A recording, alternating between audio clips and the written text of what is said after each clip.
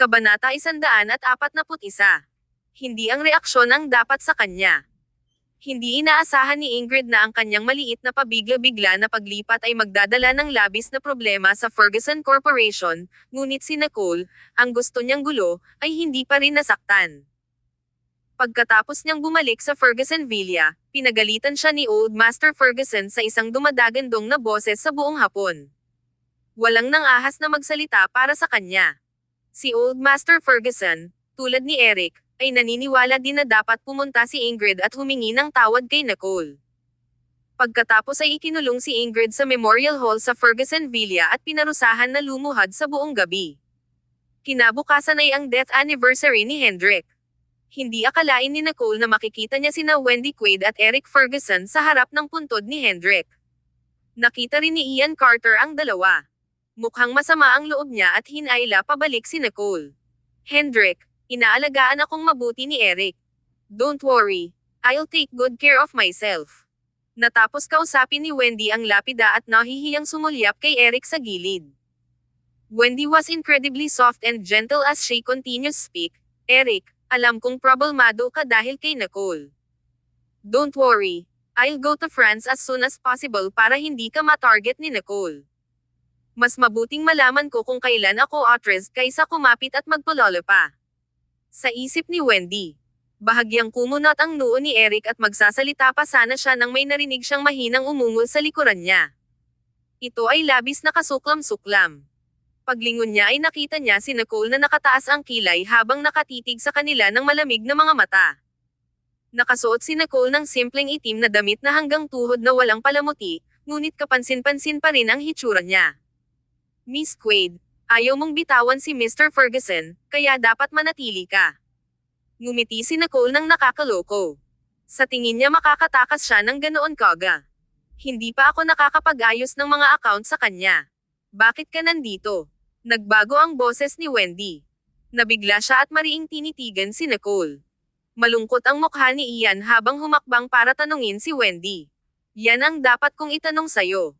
Bakit kayo nasa harap ng puntod ng kapatid ko? Matagal nang alam ni Eric na si Ian ay nakababatang kapatid ni Hendrik, ngunit hindi siya gaanong nakipag-ugnayan kay Ian.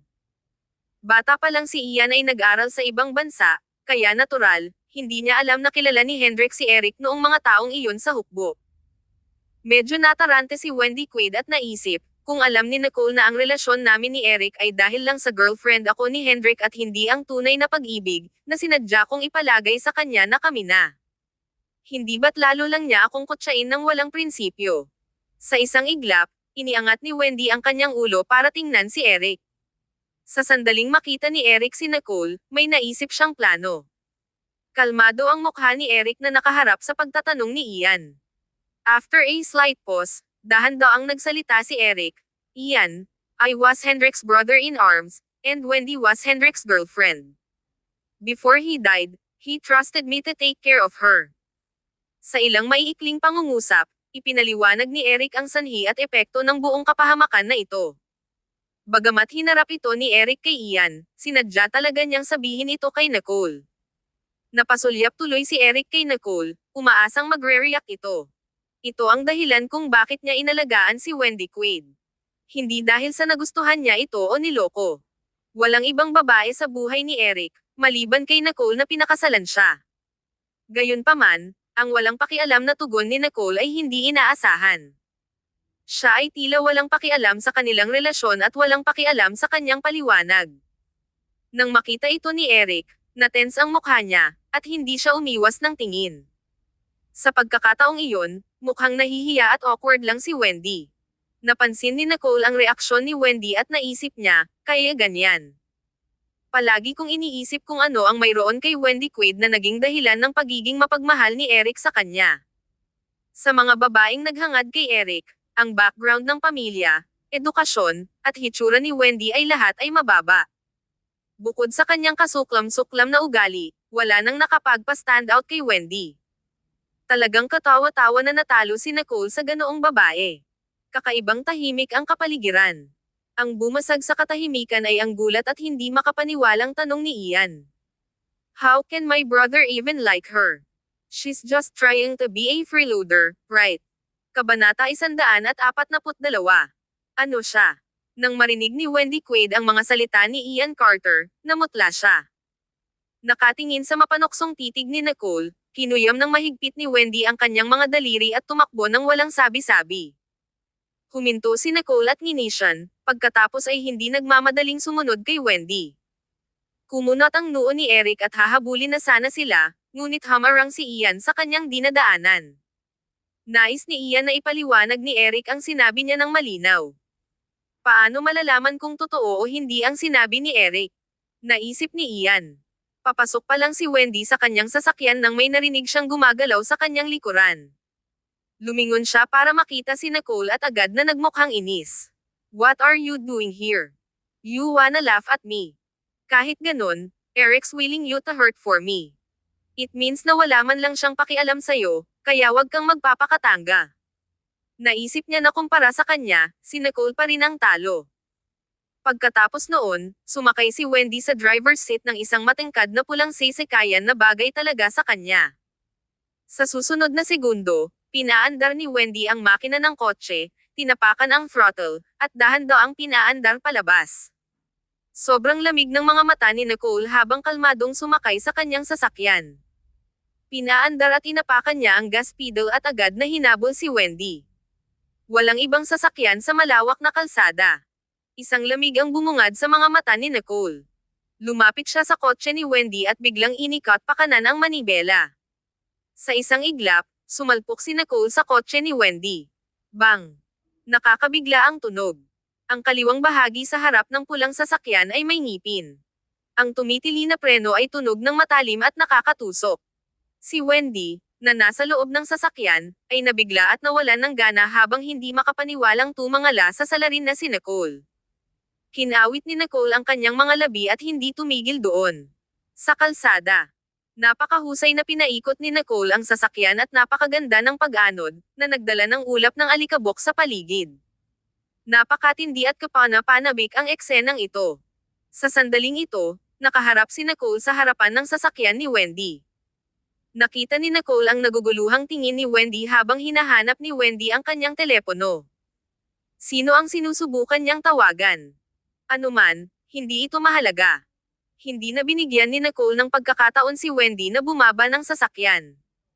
Malamig siyang bumantong hininga, muling pinatungan ang pedal ng gas, at bumangga sa pulang kotse. Sa isang iglap, ang tunog ng banggaan ay matalim at nakakapatak sa tenga. Umalangaw din sa ere ang takot na sigaw ng babae. Muntik nang mabaligtad ang pulang sasakyan. Sa sandaling iyon, ang pulang sasakyan ay nakatalikod, mukhang napaka-deform. Naglalabas din ito ng malakas at masangsang na amoy ng gasolina. Sa wakas ay nasiyahan si Nicole. Umatras siya, nagpark, bumaba, at nakasandal sa kotse niya habang nakahalukip-kap. Tumingin siya kay Wendy mula sa itaas at hinahangaan ang kanyang gawa na may walang pakialam na mga mata. Puno ng dugo si Wendy at mukhang kaawa-awa habang nagpupumilit na gumapang palabas ng sasakyan. Mayabang ang tingin ni Nicole habang nakatingin kay Wendy na nakahandusay sa lupa at nanginginig. Ano ang pakiramdam? Tanong ni Nicole. Nanigas ang katawan ni Wendy. Nawala na ang panghahamak sa mga mata niya kanina. Nanginginig ang boses niya. Nicole, kung gusto mo si Eric, pwede mo siyang sundan sa kakayahan mo. Walang ingat na ikinabot ni Nicole ang kanyang mga labi at dahan-daang humakbang pasulong. Bumaba ang tingin niya kay Wendy. Ano siya? Sa status ko ngayon, karapat-dapat pa ba siya? Si Nicole ay hindi matiis, ngunit sinabi niya ito ng may kalungkutan at kumpiyansa. Ang taong hinahanap ko ay ikaw. Sabi ni Nicole. Ang mga sulok ng kanyang mga labi ay dahan-daang sumabit sa isang malamig na ngiti. Huwag ka munang magmadaling umalis ng bansa. Kaya ko talagang magtanim ng sama ng loob, at marami pang account ang hindi ko pa na-settle sa iyo. Halimbawa, sinusubukan akong patayin sa pamamagitan ng pakikialam sa kotse ko. Nakakatakot ang lamig ng aura ni Nicole. Namutla agad ang mukha ni Wendy. Nanginginig siya sa gulat habang sinusubukang hawakan ang lupa, kaya't dumudugo ang kanyang mga kuko. Hindi. Ano bang sinasabi mo? Hindi ko maintindihan. Huwag mo akong pagbintangan. Ang magagandang mata ni Nicole na kasing kislap ng kalawakan ay walang kahit katiting na emosyon. Natuwa siya nang makita ang kahabag-habag na anyo ni Nicole. Nang gabing iyon, nang makatakas ako sa kamatayan, nakakagigil at nakakatakot kaya binangungot ako ng ilang araw. Muntik na akong mawala sa mundong ito at halos hindi ko na makita ang aking pamilya at mga kaibigan. Si Nicole ay hindi gaanong mabait at mapagpatawad. Dapat bayaran ni Wendy ang halaga para dito. Nicole. Isang malamig at walang pakialam na boses ang nagmula sa kanyang likuran na parang pamilyar na pamilyar. Anong ginagawa mo? Kabanata 143. Ikaw ay delusional, tama. Parang nabigla si Eric Ferguson. Hindi siya makapaniwala sa kanyang nakikita. Ang kalunos-lunos at nakagigimbal na imahe sa kanyang harapan ay tila mga daigdig na hiwalay sa matikas at marangal na si Nicole. Sino ang dahilan ng lahat ng ito? Napaisip si Eric. Bagaman alam niya sa isang sulyap, ayaw niyang maniwala na ang maamo at mahinhin na si Nicole sa kanyang impresyon ay maaaring napakabaliw. Mr. Ferguson, bulag ka ba? Hindi mo ba nakita lahat? Hindi nag-abalang magpaliwanag si Nicole. Tumalikod na siya at gusto nang umalis. Wala siyang masabi sa kanya. Mabilis na humakbang si Eric at hinaranggan siya. Tiningnan niya ito ng malamig at nakasubsob na mukha. I've just explained that I have no relationship with Wendy Quaid. Akala niya galit si Nicole dahil sa relasyon nila ni Wendy. Nagseselos ba siya? Dapat nga. Napaisip si Eric. Bagamat medyo samobra ang ginawa ni Nicole, hindi maipaliwanag na medyo masaya si Eric. Ito, walang malay na tumawa ng malamig si Nicole. May mapaglarong ngiti sa mukha niya. Nilinggan ni Nicole ang kanyang mga mata at tumingin kay Eric. Malamig at walang emosyon ang tono niya. Sa tingin mo ba nagawa ko ito sa kanya dahil sayo? Nagsalubong ang mga kilay ni Eric, at ang mga mata ay nakatutok sa mukha niya. Oh, ano? Tinaas ni Nicole ang kanyang kilay, binigyan siya ng isang sidilong sulyap, at nginisyan. Mr. Ferguson, masyadong mataas ang tingin mo sa sarili mo. I think you'd better go to a psychiatrist to get yourself tested for narcissistic personality disorder. Bumaba ang mukha ni Eric at may bahid ng pagdududa ang mga mata niya. Pagkasabi ni Nicole ay tumalikod na siya at binuksan ang pinto ng sasakyan para makapasok sa sasakyan. Pinaandar niya ang makina ng sasakyan, saka dahan daw ang ibinaba ang sasakyan ng window at naghagis ng file kay Eric. Sa susunod na segundo, tinapakan niya ang pedal ng gas at nagmaneho paalis. Hindi man lang niya sinulyapan ang mga tao sa likod at umalis na ng ganun-ganun lang. Ang narcissist at two-faced na ito ay talagang ginawa para sa isa't isa. Napaisip si Nicole. Dahan daw ang tumingkayad si Eric para kunin ang file na may malungkot na mukha. Pagbukas niya sa unang pahina, biglang nagsikip ang mga dibdib niya. Ang kanyang madilim na mga mata ay nakamamatay na malamig. Agad na bumagsak ang hangin sa paligid niya sa sobrang lamig. Makikita sa larawan, si Wendy at isang matangkad at payat na lalaki. Nakatayo sa harap ng kotse ni Nicole, palihim na palihim. Yung gabing yon, yung sasakyan, yung aksidente. Tandang-tanda ni Eric ang tagpong iyon nang ipikit niya ang kanyang mga mata. Nang hindi na kailangang mag-isip, alam niya ang katotohanan. Ang file na hawak niya ay ang ebidensya ng sinadyang pagpatay ni Wendy Quaid. So, galit na galit si Nicole at binangga niya ang kotse ni Wendy dahil nagsusukli lang siya ng pabor. Hindi na magtataka kung napatay si Wendy. Hindi naman inosente si Wendy. Nararapat sa kanya ito. Napaisip si Eric. May matinding lungkot sa pagitan ng kanyang mga kilay. Malamig at malungkot ang mukha niya. Kailanman ay hindi pa nakaramdam ng ganito kabigat si Eric mula nang mamatay si Hendrik. Ang puso niya ay parang dinurog ng martilyo kaya hindi siya makahinga. Hindi ito nagawa ni Nicole dahil sa selos. Ginawa niya ito dahil sa aksidente sa sasakyan. Nabigo si Eric at nakaramdam ng hindi mapigil ang galit. Kung hindi siya nagpakita noong araw na iyon na sana ang araw ng pagkamatay ni Nicole. Hinatak ng kamay ang pantalon ni Eric sa paanan niya. Hindi. Hindi ako. Tulungan mo ako. Si Wendy ay nakahiga doon na mukhang hindi mapapantay ang kaawa-awa. Nagsalita siya sa hindi magkatugmang gulat. This time, nagpapanik na talaga siya. Hindi niya inaasahan na ganoon kabilis malalaman ni Nicole. Hindi rin inaasahan ni Wendy na gagamit si Nicole ng ganoong kalabisan na paraan para makaganti sa kanya. Lumipat kay Wendy ang nagtatampo at malamig na mga mata ni Eric. Nagpapanggap pa rin siya. Hindi akalain ni Eric na muli siyang malilinlang ng isang uod. Biglang sumagi sa isip niya ang sinabi ni Nicole tungkol kay Wendy na isang pas ang may siyam na buhay na hinding-hindi mamamatay. Sa wakas ay napagtanto niya na simula ng kanyang kasal, si Wendy ay humiling ng napakaraming dugo ni Nicole na higit pa sa kung ano ang kailangan ng isang operasyon para sa mga menor de edad na pinsala sa layunin. Sinadya ni Wendy ang lahat. Ang aksidente sa sasakyan ni Nicole noong araw na iyon ay gawa rin ni Wendy. Si Wendy Quaid ay isang lobo sa pananamit ng tupa, at siya, bilang isang kasabwat, ay paulit-ulit na sinasaktan ang pinaka-inosente na si Nicole. Casual na naglakad si Ian Carter pababa mula sa burol. Bagamat mabagal ang kanyang paglalakad, nakita lang niya ng malinaw ang lahat. Yo, Mr. Ferguson. Paano mo may iwan ang iyong minamahal sa lupa ng ganoon at hindi mo siya pinapahalagahan? Sa totoo lang, kahit nabuhay pa ang kapatid ko, hindi siya magpapakasal sa isang hamak na babae. Mas mabuting panatilihin mo siya. At saka, huwag mo siyang ilabas. Mahinang ngumuso si Ai. Napakatanga ni Eric Ferguson. Sa sandaling ito, sobrang lamig ng tingin ng lalaki. Mahigpit niyang hinawakan ang file ng ebidensya at napaatras, iniwasan ang maruming kamay ni Wendy. Siya ay labis na naiinis. Eric. Malungkot na sigaw ni Wendy.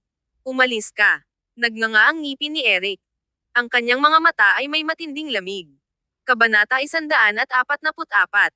Ang ginang ni Ginoong Ferguson ay isang mamamatay tao. Walang laman ang malawak na kalye. Hindi man lang nasulyapan ni Eric Ferguson si Wendy na nasa lupa. Sumakay na lang siya sa kotse niya at umalis. Walang nagbigay pansin sa nasugatan na si Wendy Quaid, na itinapon sa labas na parang isang bag ng basura. Nang wala na siyang magawa, bumangon si Wendy sa lupa at tinawagan ang kanyang panganay na tiyuhin, ngunit sa sandaling sinagot nito ang telepono, sinumpa siya nito. You bloody banshee! Anong ginawa mo para magalit si Mr. Ferguson? Gusto niyang i-crush ang kumpanya ko ngayon. Anong masasabi mo dyan? Natarante si Wendy at nawalan ng masabi nang siya nang biglang may narinig na busina ng sasakyan. May pinadala ba si Eric para sunduin ako? Ibig sabihin binibigyan niya ako ng chance. Napaisip si Wendy. Bago pa siya matuwa sa kanyang tuwa, nakita niya ang ilang sasakyan na huminto sa kanyang harapan. Mga sasakyan sila ng pulis. Bumaba sa kotse ang mga pulis sa loob na may malamig at solemn na mukha. Wendy Quaid, may sinisingil ka ng intentional homicide. Sumama ka sa amin.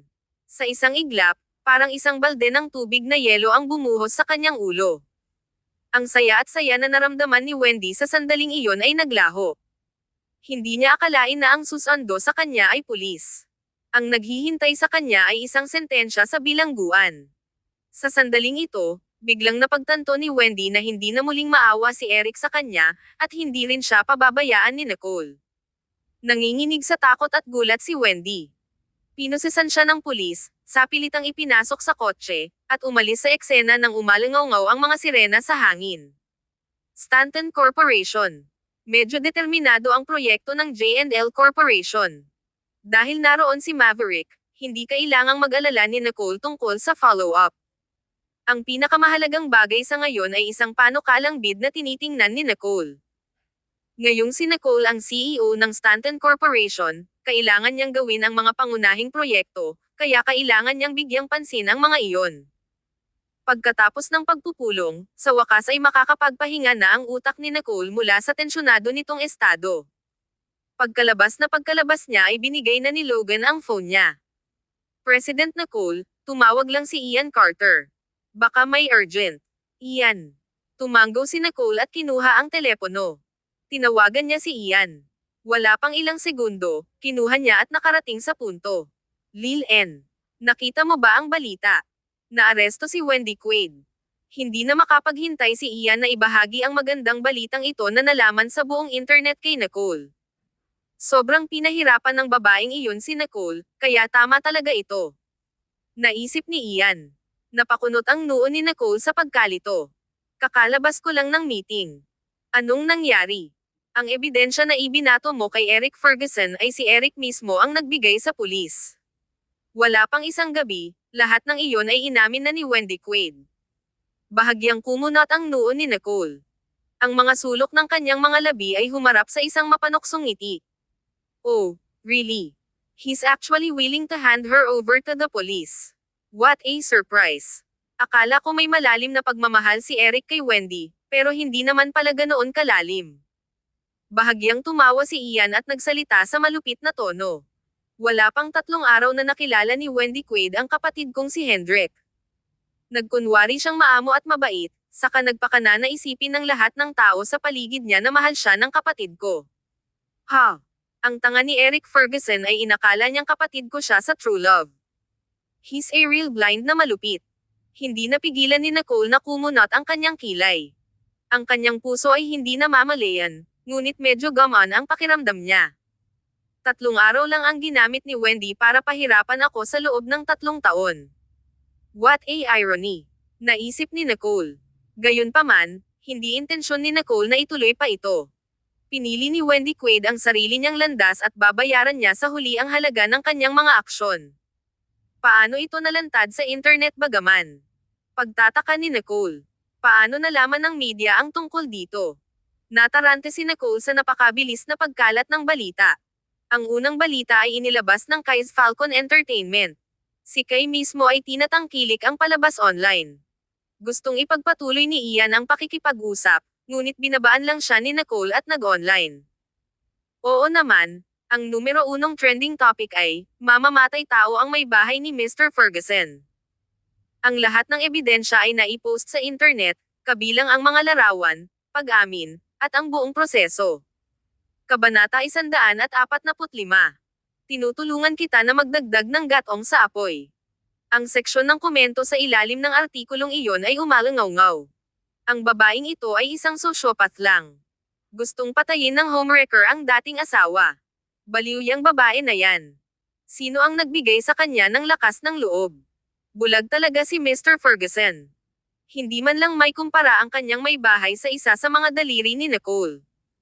Kakaiba talaga ang panlasa niya sa mga nakakakilabot na babae. Medyo bumagsak ang stock ng Ferguson Corporation, ha? The next day's trending topic is, Kai watching the drama online. Ginamit ni Kai ang kanyang opisyal na account para ipasa ang pasabog na balita ng Falcon Entertainment. Idinagdag pa niya ang caption na, serves her right.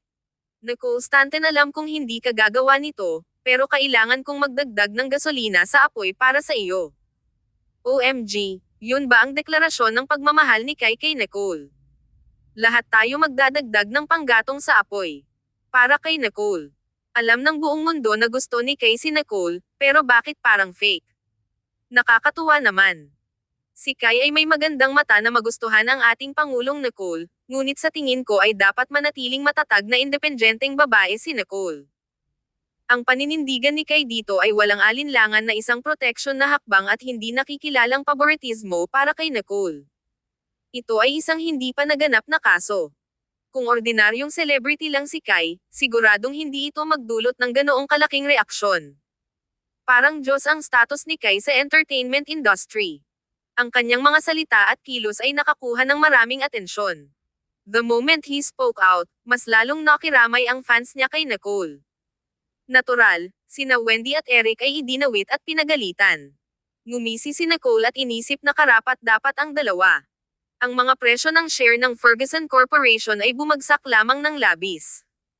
Kahit na ito ay hindi isang maliit na halaga, hindi ito nakaapekto sa mga Ferguson.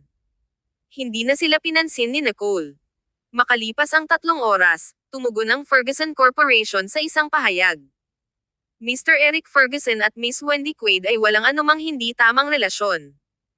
Gagamit ang aming kumpanya ng anumang legal na paraan na kinakailangan para protektahan ang reputasyon ni Ginoong Eric Ferguson. Nag-attach pa sila ng liham ng abogado. Gayunpaman, ang mga ito ay walang saysay na mga pagsisikap na pakalmeyan ang publiko. Masyadong inutil ang kanilang public relations team. Nang maisa publiko ang bagay na ito, nalaman ng iba sa pamilya Stanton ang tungkol sa malapit na kamatayang karanasan ni Nicole. Nagpadala si Floyd Stanton ng ilang tao para ipilit ang mga pulis na walang piyansa, parehong tahasan at hindi malinaw, upang hindi magkaroon ng pagkakataon si Wendy Quaid na bawasan ang kanyang sentensya. Sinabi ni Grant Stanton kay Nicole na magpahinga ng ilang araw at huwag mag-alala tungkol sa kumpanya.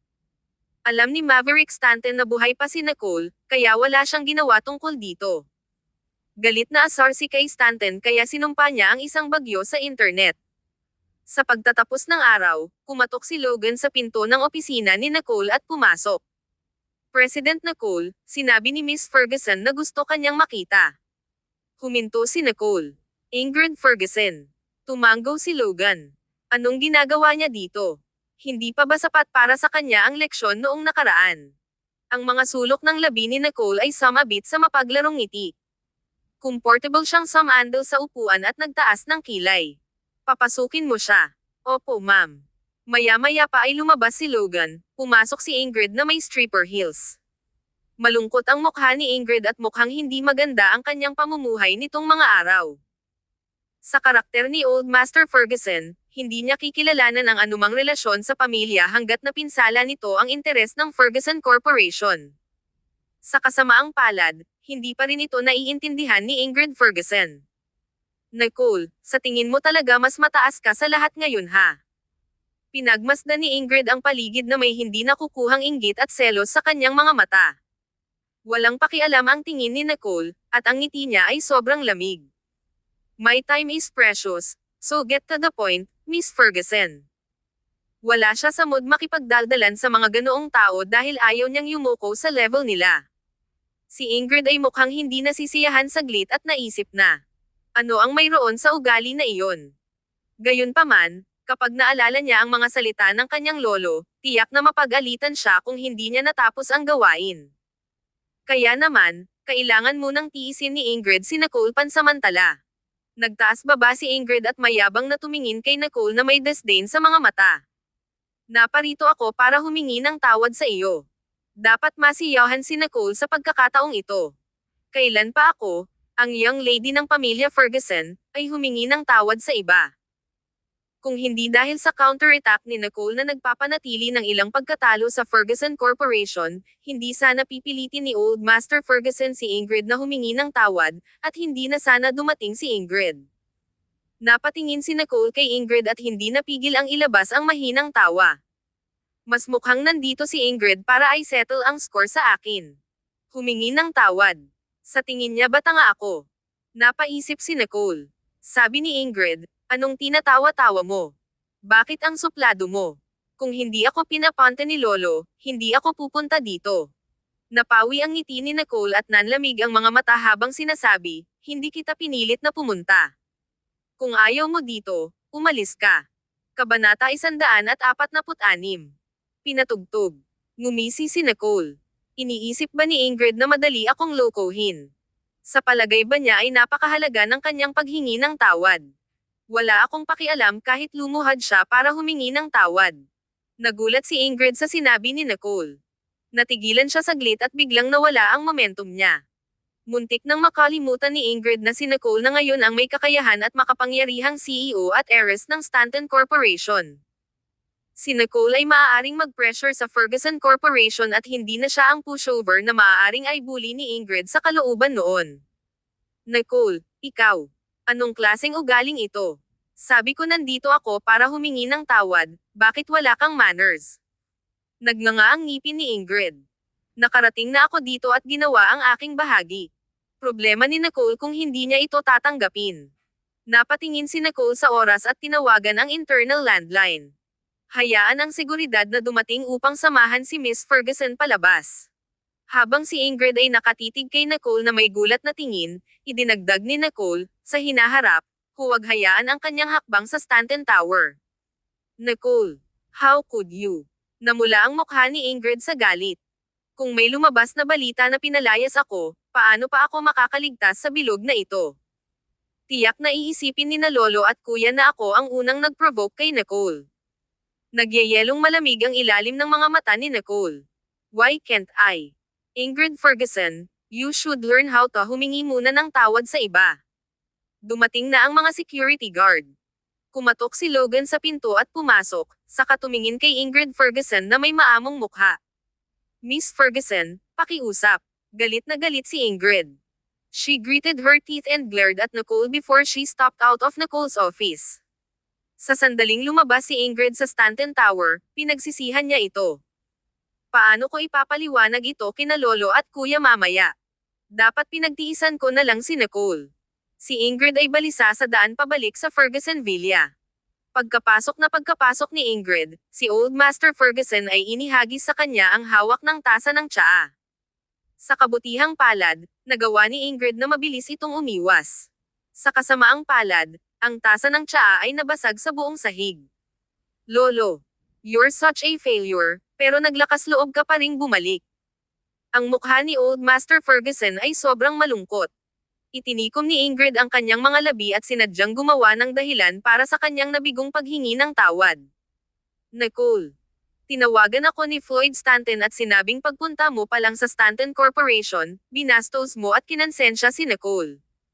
Ingrid Ferguson, may utak ka ba? Nanigas ang mukha ni Ingrid. Hindi niya akalain na isang hakbang pa lang si Nicole sa kanya para sabihin sa kanyang lolo ang sitwasyon. Ngayon, natural na hindi maniniwala ang lolo niya sa sinabi niya. Anong malas ang gagampanan na naman ni Nicole? Gaya ng inaasahan, ang parusa ni Ingrid ay lumuhad sa Memorial Hall para sa isa pang gabi. Pagkaalis ni Nicole sa trabaho, kinailangan siyang hilahin ni Yvette sa pribadong partido. Bagamat medyo pagod si Nicole, matagal na siyang hindi nagpapakawala kaya't malugod siyang pumayag. Nakasuot si Nicole ng mahabang dark green halter dress na may mga perlas na nakalagay sa lace. Ito ay napaka-elegante at classy. Siya ay matangkad at payat na may magandang figure. Kahit walang kwintas, ang kanyang balingkinitang leeg ay mukhang napaka-graceful. Mukha siyang femme fatale. Pagpasok pa lang ng dalawang babae sa venue ay nakatawag na sila ng maraming atensyon. Lumapit si Yvette sa tenga ni Nicole at nagbiro. Kung may makita kang gusto mo, iuwi mo na lang siya. Nilaybot ni Nicole ang mga mata kay Yvette. Mukhang interesado ka. Well, lahat ng ito ay tungkol sa pakikilahok, tama ba? Inilabas ni Yvette ang kanyang dila at idinagdag, magpapabati ako sa host. Pwede ka munang maupo. Tumanggo si Nicole at naghanap ng liblib na mauupuan.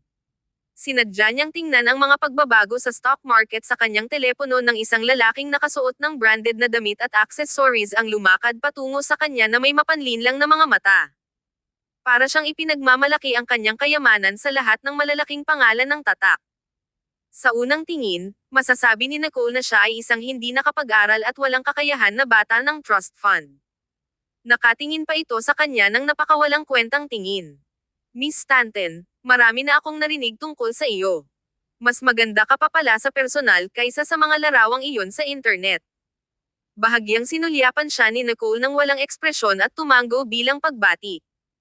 Hindi niya kilala ang lalaking ito, kaya hindi na kailangang makipagpalitan ng kasiyahan sa kanya. Tsaka, pailay at makaluma talaga ang pick-up line niya. Nang makitang hindi siya pinansin ay medyo nahiya siya. Pumunta siya dito na nagnanais na makakuha ng magandang grasya ni Eric Ferguson. Sa oras na ito, si Eric Ferguson at ang kanyang mga kaibigan ay nasa itaas na nag-uusap tungkol kay Nicole Stanton. Si Eric ay tahimik na umiinom at mukhang malungkot. Iniisip ang tungkol sa kamakailang reputasyon ng Ferguson Corporation sa pagkalugi na dulot ni Nicole, naisip ng batang trust fund na ito na malamang galit si Eric dito. Kaya, naisip niya na kung magagamit niya ang pagkakataong ito para turuan ng leksyon si Nicole, mapapasaya niya si Eric. Marahil kung masaya si Eric sa kanyang pagganap, makikipagtulungan pa si Eric sa negosyo ng kanyang pamilya. Sa pag-iisip nito, mas lalong lumaki ang loob niya. Tinitigan ni Nicole ng masama ang trust fund kid. Miss Stanton, bibili ako ng maiinom. Kumuha siya ng baso ng alak at inabot kay Nicole. Walang pakialam na sinulyapan ni Nicole ang baso ng alak at walang balak na kunin. Nagtaas siya ng mata at tumingin sa trust fund kid na iyon. Hindi ako umiinom. Ito ay isang tuwirang pagtanggi. Si Nicole ay hindi tatanggap ng inumin mula sa kahit na sino. Tsaka nakakainis tingnan ang lalaking nasa harapan niya. Halatang medyo na-offend ang trust fund kid at tumawa ng sarkastiko. Miss Stanton, with your strong career woman persona, how can you not drink with all the socializing you do?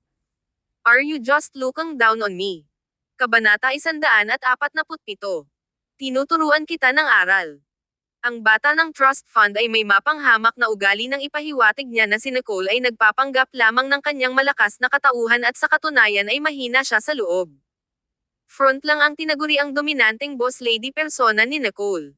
She was just a divorced trust fund baby, so what was there to be proud of? Walang pakialam ang mukha ni Nicole. Ang mga sulok ng kanyang mga labi ay dahan-daang kumabit sa isang mapanuksong arko. Napakalamig ng boses niya habang sinasabi niya, "Oo, minamaliit kita." Sa ilalim ng liwanag, napakaliwanag at kaakit-akit ni Nicole. Kailangan lang niyang bigyan ng isang tingin ang lalaking iyon ng walang ibang ekspresyon para patayin ang ego nito. Sino siya sa tingin niya? Hindi man lang niya deserve ang oras ko. Napaisip si Nicole. Ayaw magtagal dito ni Nicole at agad na tumayo para hanapin si Yvette. Napansin ng maraming tao sa paligid nila ang kaguluhan. Nahiya ang trust fund kid nang makitang hindi siya pinansin ni Nicole. Sa sobrang galit niya ay tumayo siya para hawakan ang braso niya at nagmura. "Nicole, do you really think that you're all that? Isa ka lang babae na pinalaya sa pamilya Ferguson. Do you think you're so valuable as a divorced woman? It's your blessing that someone willing na bumili ng inumin, para kanino ka nagpapanggap." Bago pa niya matapos ang kanyang sasabihin, isang baso ng alak ang tumalsik sa kanyang mukha. Mabilis ang kilos ni Nicole, na kinuha ang baso, hindi niya napansin na wala na pala ang baso ng alak sa kamay nito. Bawat patak ay tumatama sa kanyang mukha. Tumulo ang maitim na likido sa kanyang kaawa-awang ulo. Hinaplos ni Nicole ang braso niya. Sobrang lamig ng titig niya. 21st century na tayo. Dahil napakarumi ng bibig mo, dapat mong hugasan ito. At saka, sino ka para ibili ako ng inumin? Ngumisi si Nicole at umiling, pagkatapos ay pinalaki ang kanyang matingkad na get-up. Ang kanyang damit ay mukhang mahal, ngunit ang mga tunay na elite ay hindi kailanman magsusuot ng mga tatak na nagpapakita ng kanilang halaga sa isang sulyap. Hindi mo kayang bayaran. Kumpara sa exasperated trust fund kid sa harap niya, si Nicole ay isang reyna na tatanggihan ang sinuman. Siya ay ngumiti ng mayabang at mukhang hindi maabot sa uri ng likas na marangal na aura. Napaka-overpowering ng ugali niya. Ang bata ng trust fund ay nakaramdam ng matinding galit sa kanyang dibdib at halos mawalan ng kontrol sa kanyang pangangatuwiran. Napakaraming tao ang nanonood, pero naglakas loob si Nicole na tretuhin ako ng ganito.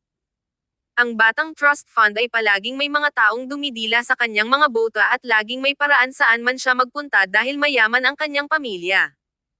Kung aaminin niya ang pagkatalo sa pagkakataong ito, siya ang magiging katatawanan ng sirkulo ng gentry. How dare arrogant ng babaeng iniwan ni Eric Ferguson. Tuturuan kita ng leksyon.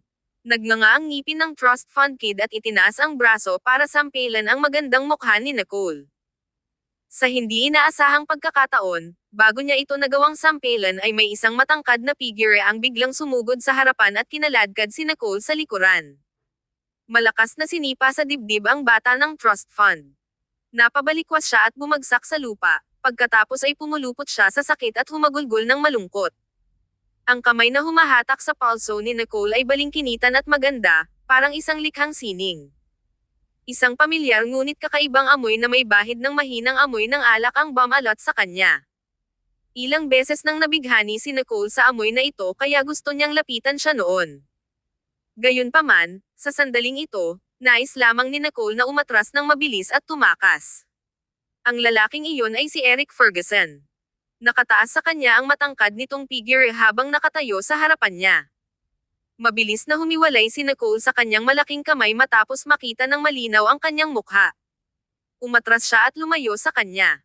Nang mapagtanto ito ni Eric, nagsalubong ang kanyang mga kilay, at medyo kumunat-noo siya. Gayunpaman, mabilis niya itong itinago. Sa oras na ito, nagmamadaling lumapit si Keith at tumingin kay Eric pati na rin ang anak ng trust fund sa lupa. Laking gulat ni Keith. "Anson, nababaliw ka na ba?" Ang pamilya ni Anson ay mayroon lamang isang maliit na negosyo na hindi masyadong kilala. How dare he mess with Nicole and even attempt to hit her? Kabanata 148. Ang bagay na ito. Nang makita ito ng karamihan, lahat sila ay lihim na nagulat. Nabalitaan na sina Eric Ferguson at Nicole Stanton ay hindi nagkakasundo sa loob ng mahabang panahon. Kung ganoon nga ang kaso, bakit ang dating asawang ito ay nagmamadaling lumabas para ipagtanggol si Nicole noong siya ay nasa panganib? Narinig ni Yvette ang kaguluhan at napatakbo siya sa gulat. Pinanlakihan niya si Nicole at tinanong, "Ayos ka lang ba?" Kalmadong tumango si Nicole nang walang kaunting takot. Naghanda na siya. Sa kanyang husay sa pakikipaglaban, kahit na walang tumulong sa kanya, ang batang trust fund na iyon ay hindi makakahawak ng buhok sa kanyang ulo. Kaya lang, masyadong hindi inaasahan ang hitsura ni Eric. Ang bata ng trust fund na nakahandusay sa lupa ay unti-unting bumalik sa kanyang katinoan. Bagamat siya ay may sakit, wala siyang ibang magawa kundi ang magbuntong hininga at magtiis. Hindi niya alam na si Keith ang nagsasalita, kaya hindi niya akalain na ang taong sumipa sa kanya ay si Eric Ferguson. Bago pa niya imulat ang kanyang mga mata, sumigaw siya ng galit na galit, "Who dares to meddle in my business?" May nangahas pa bang tumulong kay Nicole? Anong katwiran niya? Sa sandaling ito, ang kanyang mukha ay sobrang baluktot sa sakit, na para bang ang kanyang mga panloob na organo ay inilipat. Sa sobrang sakit ay napabuga siya ng hangin. Natawa si Keith sa sobrang inis. "Anson, buksan mo ang dagwang mata mo at tingnan mo. May death wish ka ba?" Usually, sobrang duwag ni Anson sa harap ni Keith at Eric, pero napakalakas ng loob niyang pag-alitan sila ngayon. Ito ay talagang hindi inaasahan. Sa pagkakataong ito, sa wakas ay nakilala na ni Anson ang boses ni Keith. Hindi ba si Keith Ludwig na madalas nasa tabi ni Eric Ferguson? Naisip niya. Nanginig ang katawan ng batang trust fund. Iminulat niya ang kanyang mga mata para tingnan ang taong nasa harapan niya. Malamig at malalim ang mga mata ni Eric habang nakatitig sa kanya. Napaka-intimidate at nakakatakot. Walang pakialam si Anson sa sakit na naramdaman at mabilis na gumapang sa paa ni Eric. Magalang at kinakabahan niyang sinabi, "Mr. Ferguson, bakit ka nandito?" Hindi dapat. Hindi ba galit si Eric kay Nicole? Bakit siya tatayo para sa kanya? Huli na para mag-isip ng ganoon, kaya dali-daling nilinaw ni Anson ang kanyang posisyon. "Mr. Ferguson, it's a misunderstanding. I just want to teach this insensitive woman a lesson." Paulit-ulit niyang sinisiraan ang reputasyon mo sa pamamagitan ng pagkalat ng chismis online. She's simply despicable. You can ignore it because you're a magnanimous person, but as your friend, hindi ko na talaga matiis at gusto kong malaman niya ang lugar niya. Ginawa lang ito ni Anson para sa kapakanan ni Eric. Pagkalabas pa lang ng kanyang mga salita sa kanyang bibig, muli siyang tumanggap ng mabigat na sipa sa kanyang dibdib. Namutla agad ang mukha niya sa sakit. Malamig at lumubog ang mga mata ni Eric. Walang ekspresyon siya habang sinasabi, "Sino ka sa tingin mo?" Narinig ito ni Keith Ludwig at agad na tumakbo kay Nicole para i-clear ang anumang relasyon ni Eric at Anson. "We don't know him. Eric doesn't know him at all, and this has nothing to do with Eric. Anson did this on his own. Nicole, wag mong intindihin ito, okay?" Alam ni Keith na walang balak si Eric na makipag-away kay Nicole. Mula nang ibigay ni Eric si Wendy Quaid sa pulis, alam ni Keith na si Eric ay nakipag-usap kay Nicole. Kaya lang, si Eric mismo ay hindi pa ito naiisip. Kaya naman, naramdaman ni Keith na kailangan niyang panindigan si Eric para maipaliwanag ito ng malinaw kay Nicole. Hindi lahat pwedeng maging kaibigan ni Eric. Ang walang modong Anson na ito. Napaisip si Keith. Nang marinig ni Nicole ang mga salita ni Keith, napangiti siya sa ilalim ng mapagbantay na tingin ng lahat. Gayunpaman, malamig ang ngiti niya. "There's no need to explain. It's not the first time na pumunta sa akin ang mga kaibigan ni Mr. Ferguson na naghahanap ng gulo pa rin. Mr. Ludwig, hindi ba ganoon din ang ginawa mo noon? Ano pa ba ang silbi ng mga paliwanag? Sa tingin ba nila ay maaari nilang putulin ang anumang koneksyon sa ilang mga pangungusap? Gusto ba nilang magpasalamat ako sa kanila? Hindi ako tanga at tiyak na hindi ako makapaniwala na napakabait nila para tulungan ako." Napaisip si Nicole. Nakonsensya si Keith at tumahimik dahil hindi niya alam kung paano pabulaanan si Nicole. Sa nakalipas na 3 taon nang napilitan si Eric na pakasalan si Nicole, si Keith ay nakahanap ng maraming problema kay Nicole. Si Keith ay hindi mas mahusay kaysa kay Anson sa kahulugan na iyon. Wala talaga siyang posisyon para pabulaanan ang mga sinabi ni Nicole. Napakawalang awa niya. Napaisip si Keith. Walang kamalay-malay na sinulyapan ni Keith si Eric, na nakatayo sa harap at nakatalikod. Mahigpit na nakakuyom ang mga kamay ni Eric sa kanyang tagiliran, kaya't umuumbok ang kanyang mga ugat. Alam ni Keith na malamang galit na galit si Eric sa mga sandaling ito. Gamulong-gulong pa rin si Anson sa lupa sa sakit, namumutla at miserable. Mr. Ferguson, ikaw lang ang iniisip ko. Hindi ko alam na interesado ka pa pala sa babaeng ito. Kung nalaman ko lang kanina, hindi ako maglalakas loob na gawin ito kahit na may nagbigay sa akin ng lakas ng loob. Naisip ni Anson na baka interesado pa rin si Eric kay Nicole. Kung hindi, hindi siya tratuhin ni Eric ng ganito. Ang gusto lang gawin ni Anson ngayon ay iuntog ang kanyang ulo sa dingding. Kung alam niya ito, hindi siya maglalakas loob na makisali sa babaeng ito. Natigilan si Keith at hindi napigil ang magsalita. Tumahimik ka, Anson. Sino ka para kausapin dito? Sino ka para manghimasok sa mga gawain ni Eric? Hindi mo na gustong manirahan dito, di ba? Ang tigas ng ulo mo. Kabanata 149. Isa lang siyang bully. Ngumisi si Nicole sa gilid at naisip, napakagandang palabas ngayon. Kahanga-hanga lang. Kaya lang, wala siya sa mood na panoorin ang pagtatanghal na ito. Ito ay isang pag-aaksaya ng oras upang ipagpatuloy ang panonood ng isa pang segundo nito. Tumingin si Nicole kay Yvette at sinabing, "Let's go somewhere else, seeing these irritating fools really affects my mood." Ang tanging taong ayaw niyang makita ay si Eric Ferguson. Alam ni Yvette ang iniisip ni Nicole. She was originally regrets her decision of bringing Nicole here, but as soon as narinig niya ang proposal ni Nicole, agad siyang tumango bilang pagsang-ayon. Kinuha ni Nicole ang kanyang pitaka, naka-heels, at lumabas ng venue. Wala siyang pakialam sa lahat ng mga mata na nanonood ng drama. Pwede lang nilang panoorin ang performance ni Eric. Napaisip si Nicole. Pumunta si Yvette para kunin ang sasakyan habang naghihintay si Nicole sa entrance. Nakatingin si Nicole sa kanyang mga paa. Medyo malamig ang simoy ng hangin sa gabi. Bigla niyang narinig ang pamilyar na tunog ng mabibigat na yabag, ngunit hindi siya lumingon. Nicole. Malalim, malambing, at sobrang pamilyar ang boses ng lalaki. Wendy Quaid has been punished. I wonder if we can be friends. Pumunta si Eric sa gilid ni Nicole at tinignan siya ng masalimuot na tingin. Ito ang unang pagkakataon na si Eric Ferguson ay gumawa ng inisyatiba upang makipagkaibigan sa isang babae. Tiyak na magiging usapan ng bayan kung may lumabas na balita. Nakonsensya at naaawa si Eric kay Nicole, kaya gusto niyang bigyan siya nito ng pagkakataong makabawi.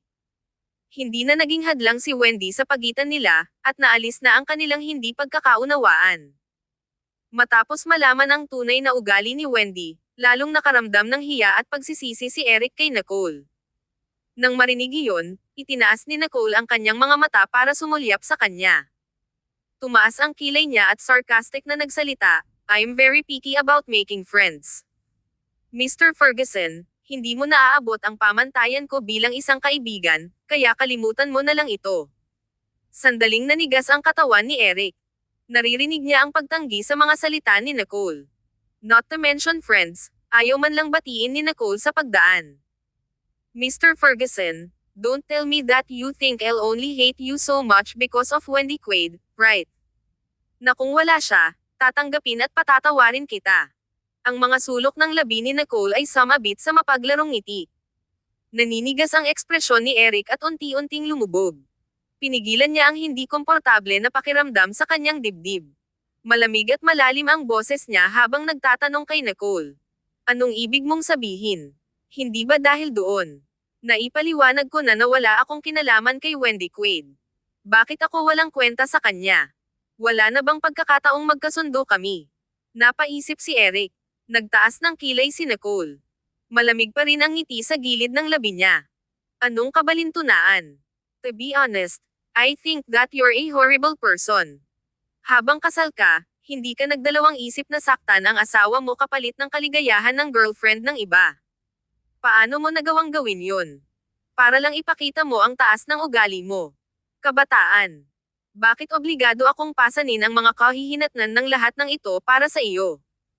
Napawi ang ngiti ni Nicole nang matapos niya ang kanyang monologue, at may nanlamig sa ilalim ng kanyang mga mata. Si Eric Ferguson ang pumatay sa lahat ng kanyang pagnanasa at pagmamahal sa kanyang sariling mga kamay.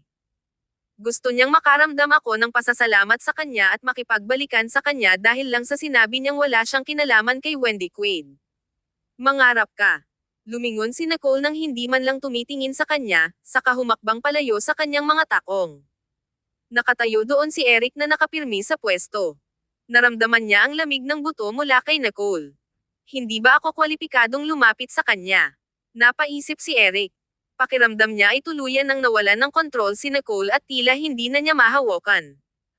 Para sa ilang kadahilanan, ang pakiramdam na ito ay nagpanik sa kanya.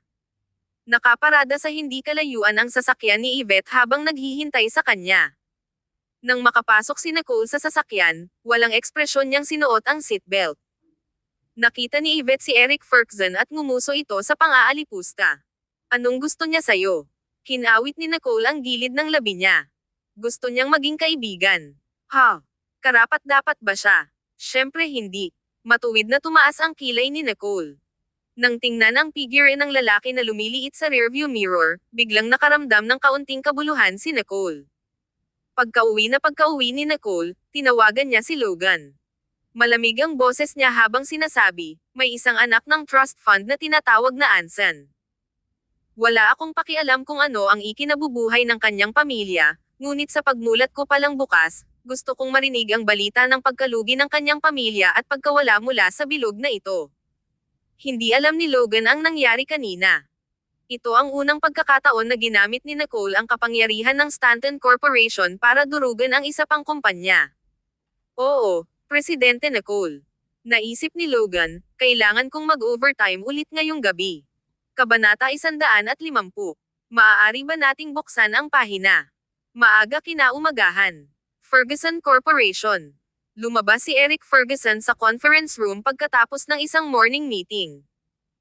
Bigla siyang may naalala, tumalikod, at inutusan ang kanyang assistant na si Mitchell, kaagad na wakasan ang anumang pakikipagtulungan sa kumpanya ni Anson at kunin ang kanilang kumpanya sa mababang presyo, pagkatapos ay paalisin siya sa Atlanta. Tumigil sandali si Mitchell at hindi maintindihan kung saan nanggaling ang biglaang ideya ni Eric.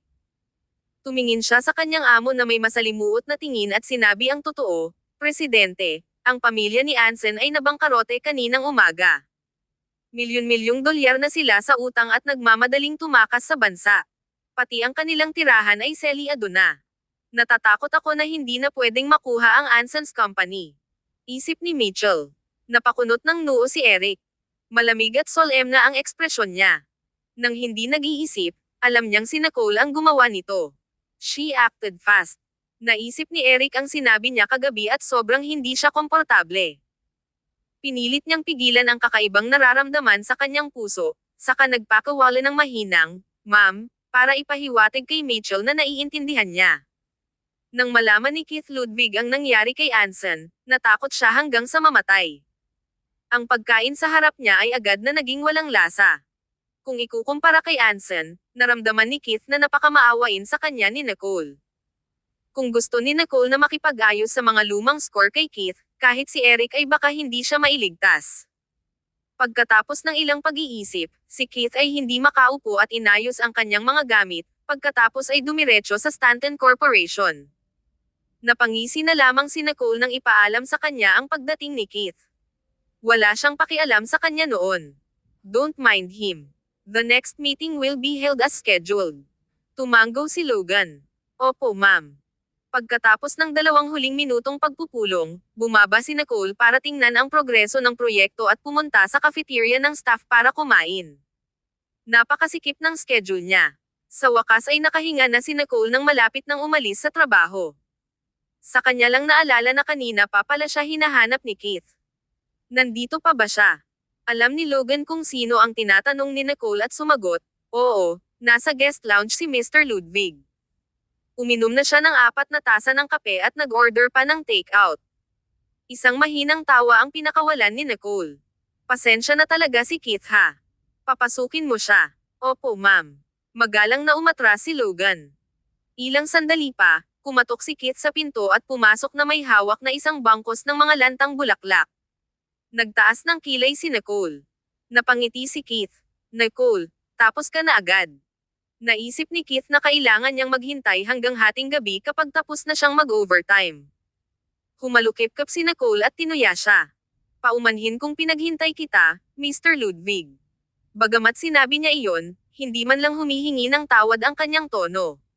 Natawa naman si Keith. Hindi. Walang halaga ang oras ko. Hindi pa ganoon katagal. Dahil nandito na ako, handa akong tiisin ang anumang gusto ni Nicole. Hanggat hamupa ang kanyang galit, magiging sulit ang lahat. Napaisip si Keith. Mr. Ludwig, bakit ka nandito? Ibinaba ni Nicole ang ulo at humigop ng kape. Napuno ng amoy ng kape ang silid. Dahil nakainom na si Keith ng 4 na tasa ng kape ay halos masusuka na siya matapos itong maamoy. Kailangan kong tiisin ito. Paalala ni Keith sa sarili. Tumingin siya sa kanya ng diretsyong mukha at pinag-isipan ang kanyang mga salita. Inisip ko ang nangyari kahapon. Bilang kaibigan ni Eric, hindi talaga ako masyadong pala kaibigan sa iyo noon. Nakonsensya at nagsisisi ako dito, kaya lumapit ako para opisyal na humingi ng tawad sa iyo. Tumingin si Nicole sa kanya ng may pagdududa. Baka natakot ka pagkatapos mong malaman ang nangyari kay Anson, kaya ka pumunta dito. Talagang tumama sa ulo ang babaeng ito. Hindi man lang niya ako binigyan ng pakinabang ng pagdududa. Naninigas ang mukha ni Keith, saka nakangiting umamin. Lahat kami ay niloko ni Wendy Quaid. Kahapon, nag-inuman kami ni Eric at medyo tipsy na kaming lahat. Napag-usapan namin ang nakaraan at talagang pinagsisihan namin ang aming ginawa. Bulag talaga kami noon at hindi ka nagkakaintindihan. Nicole, dahil sobrang sincere na tayo, pwede ba nating buksan ang pahina? Ngumiti ng nakakaloko si Keith. Ang mayabang na young master na iyon noon ay malamang na hindi niya inasahan na balang araw ay magiging ganito siya ka-ingratiating. Kabanata 151. Gusto mo bang mamatay? Namilog ang mga mata ni Nicole, tapos ngumiti siya. Ayaw ko. Baliktarin ang pahina. Mangarap ka. Ang mga taong ito ay talagang mas walang muwang sa isa't isa. Napaisip si Nicole. Napawi ang ngiti ni Keith. Ibig sabihin pumunta lang siya dito para magpakatanga. Lumabas siya ng opisina na parang dismayado habang si Nicole naman ay walang pakialam. Mr. Ludwig, mabuti na lang at hindi ako nagkusa na humanap ng mali sa inyo. Sa susunod, huwag na kayong maghanap ng sarili ninyong discomfort. Napahinto si Keith sa kanyang mga yapak. Isang ideya ang biglang sumulpat sa kanyang puso, kaya't muli siyang tumingin sa kanya ng nagniningning na mga mata. Nicole, gusto mo pa ba si Eric? Kung gusto pa rin niya ito, tiyak na mas mataas ang tsansa na magkasama sila ngayon kaysa 3 taon na ang nakalipas. Pareho sila ng status at perfect match sila. Lalong nanlamig ang mukha ni Nicole nang marinig ito. Gusto mo bang mamatay? Isa itong walang mukha na pagbabanta. Umiling si Keith, ngumiti ng alanganin, at tumakbo ng mabilis hanggat kaya niya. Iyon ang sagot niya. Paano niya nagustuhan si Eric? Hindi siya masokista. Isip ni Keith. Nang makalabas na siya ng Stanton Tower, tinawagan ni Keith si Eric. Ferg, hindi ko pa naramdaman na magkasundo kayo ni Nicole bago ito. Pareho lang ang kanilang personalidad, aura, at background ng pamilya. Dapat talaga ay pareha si Eric sa babaeng katulad ni Nicole na kayang makipagbalikatan sa kanya. Bukod kay Nicole, sino pa ang makakapantay kay Eric? Napaisip si Keith. Na-curious si Eric. Malamig at naghihinala ang tono niya. Gayunpaman, lihim na natuwa si Eric nang marinig iyon. Napabuntong hininga si Keith at nagpatuloy, pero wala ka talagang pagkakataon. Agad na ibinaba ni Eric ang tawag at bamulong, may sakit ang walang modo. Pagkaalis ni Keith, nakatanggap si Nicole ng tawag mula kay Kai para dumalo sa isang auction sa gabi. Dahil madalas na hindi maintindihan ng mga tao sa online ang relasyon ni Kai at Nicole, nagpa siya si Kai na tanungin si Julie Nixon bilang kanyang babaeng kasama. Maingat na pinili ni Kai ang lalaking kasama ni Nicole, na isang baguhang artista na kakadebu pa lang, si Fabian. Napakalinis at gwapo niyang tingnan. Hindi nakapagtataka na marami siyang fans. Halatang medyo kinakabahan si Fabian. Para siyang Prince Charming sa suot niyang puting suit. Medyo namumula pa siya nang makita si Nicole. Ngumiti lang si Nicole nang walang sinasabi, saka hinawakan ang braso niya at naglakad papasok ng venue para hanapin ang upuan nila. Ang malaking screen sa harap ay nagpakita ng mga larawan ng mga item sa auction. Mayroong napakahalagang jade bracelets, collectors, paintings, at isang pares ng black opal cufflink na dinisenyo ng sikat na designer, si Pyre. Nakita ni Fabian ang larawan ng cufflinks at halatang natigilan. May kumikinang sa kanyang mga mata. Narito na ba talaga ang huling gawain ni Pyre? Hindi makapaniwalang bulong niya sa sarili. Gusto mo? Tumanggo si Fabian at masiglang sinabing, designer ako bago ako sumali sa showbiz. Idol ko si Pyre. Kung willing siyang kunin ako bilang apprentice niya, pwede na akong umalis sa showbiz para sumali sa kanya. Hindi gaanong alam ni Nicole ang tungkol sa cufflinks, ngunit naalala lang niya na gustong-gusto ni Eric Ferguson ang pagkolekta nito, lalo na ang mga gawa ni Pyre. Ano ba naman? Bakit ko naman siya iisipin? Nakakainis. Nilaybot ni Nicole ang tingin sa paligid at nakita si Eric Ferguson na nakaupo ilang upuan ang layo. Isang madaldal na babae ang nakaupo sa tabi niya at nagdadaldal habang nakatingin sa kanya gamit ang maningning na mga mata. Nang maramdaman ang malamig na tingin ni Nicole, napalingon si Eric sa gilid. Nakita niyang nakayuko si Nicole na kausap si Fabian. Maamo at maganda ang side profile niya. May mga cute pa siyang dimples kapag ngumiti. Ang ganda-ganda pala niya kapag hindi siya galit. Grabe ang close at intimate ng dalawang iyon. May iritasyon sa dibdib ni Eric. Masungit at mapait ang mukha niya. Nanlamig din ang mga mata niya. Naramdaman ng woman sa tabi niya na may kakaiba kay Eric at sinundan siya ng tingin. Sinadya niyang pinalaki ang kanyang boses, "Oh. Mukhang may bagong boyfriend si Miss Stanton. She has a really good eye. Fabian is a budding young actor. His first drama was a huge hit. Miss Stanton is so popular with the guys." Sinaman ng tingin ni Eric ang babae at sinabi sa malupit na boses, "Mukhang hindi ito ang upuan mo." Saglit na natigilan si Ines Xavier, pagkatapos ay nagpahayag ng awkward na ngiti at ipinaliwanag ang sarili, "Ang tatay ko ang organizer ng auction na ito. Yung mga tao ang handang lumipat ng upuan para sa akin. Ang ibig niyang sabihin ay maaari siyang umupo kung saan niya gusto." Kabanata 152.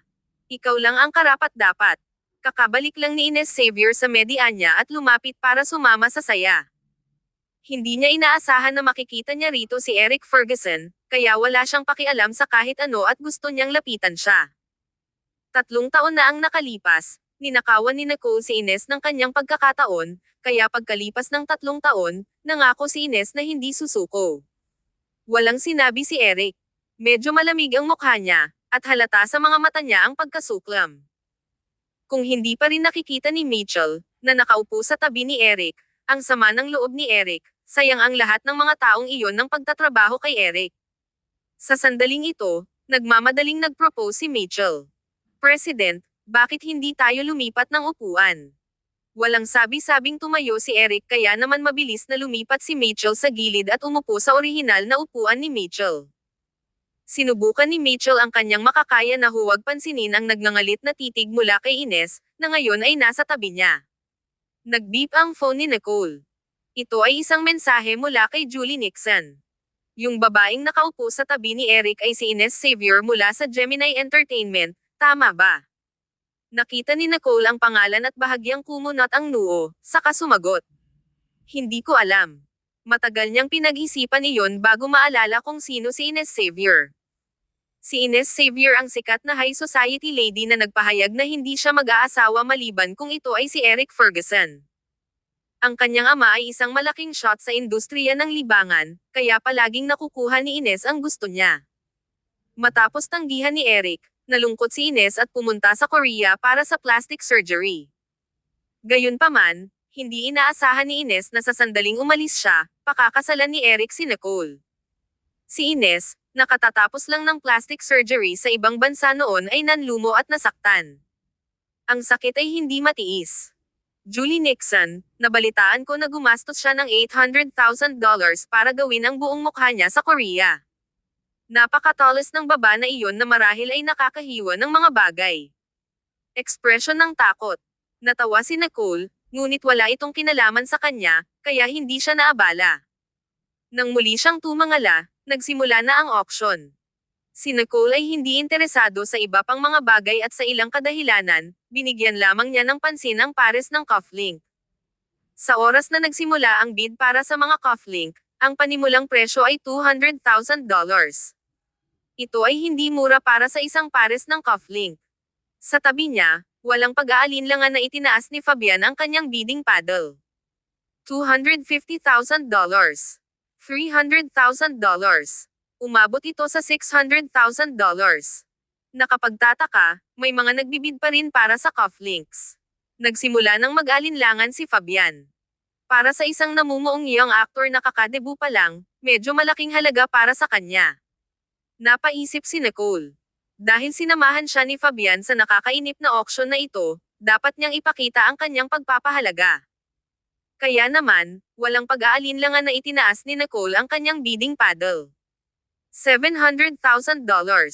Nakita ng person na kakabid lang noon na si Nicole iyon at wala siyang balak makipag-away sa kanya. Sa gulat ni Nicole, itinaas ni Ines ang kanyang bidding paddle. $750,000.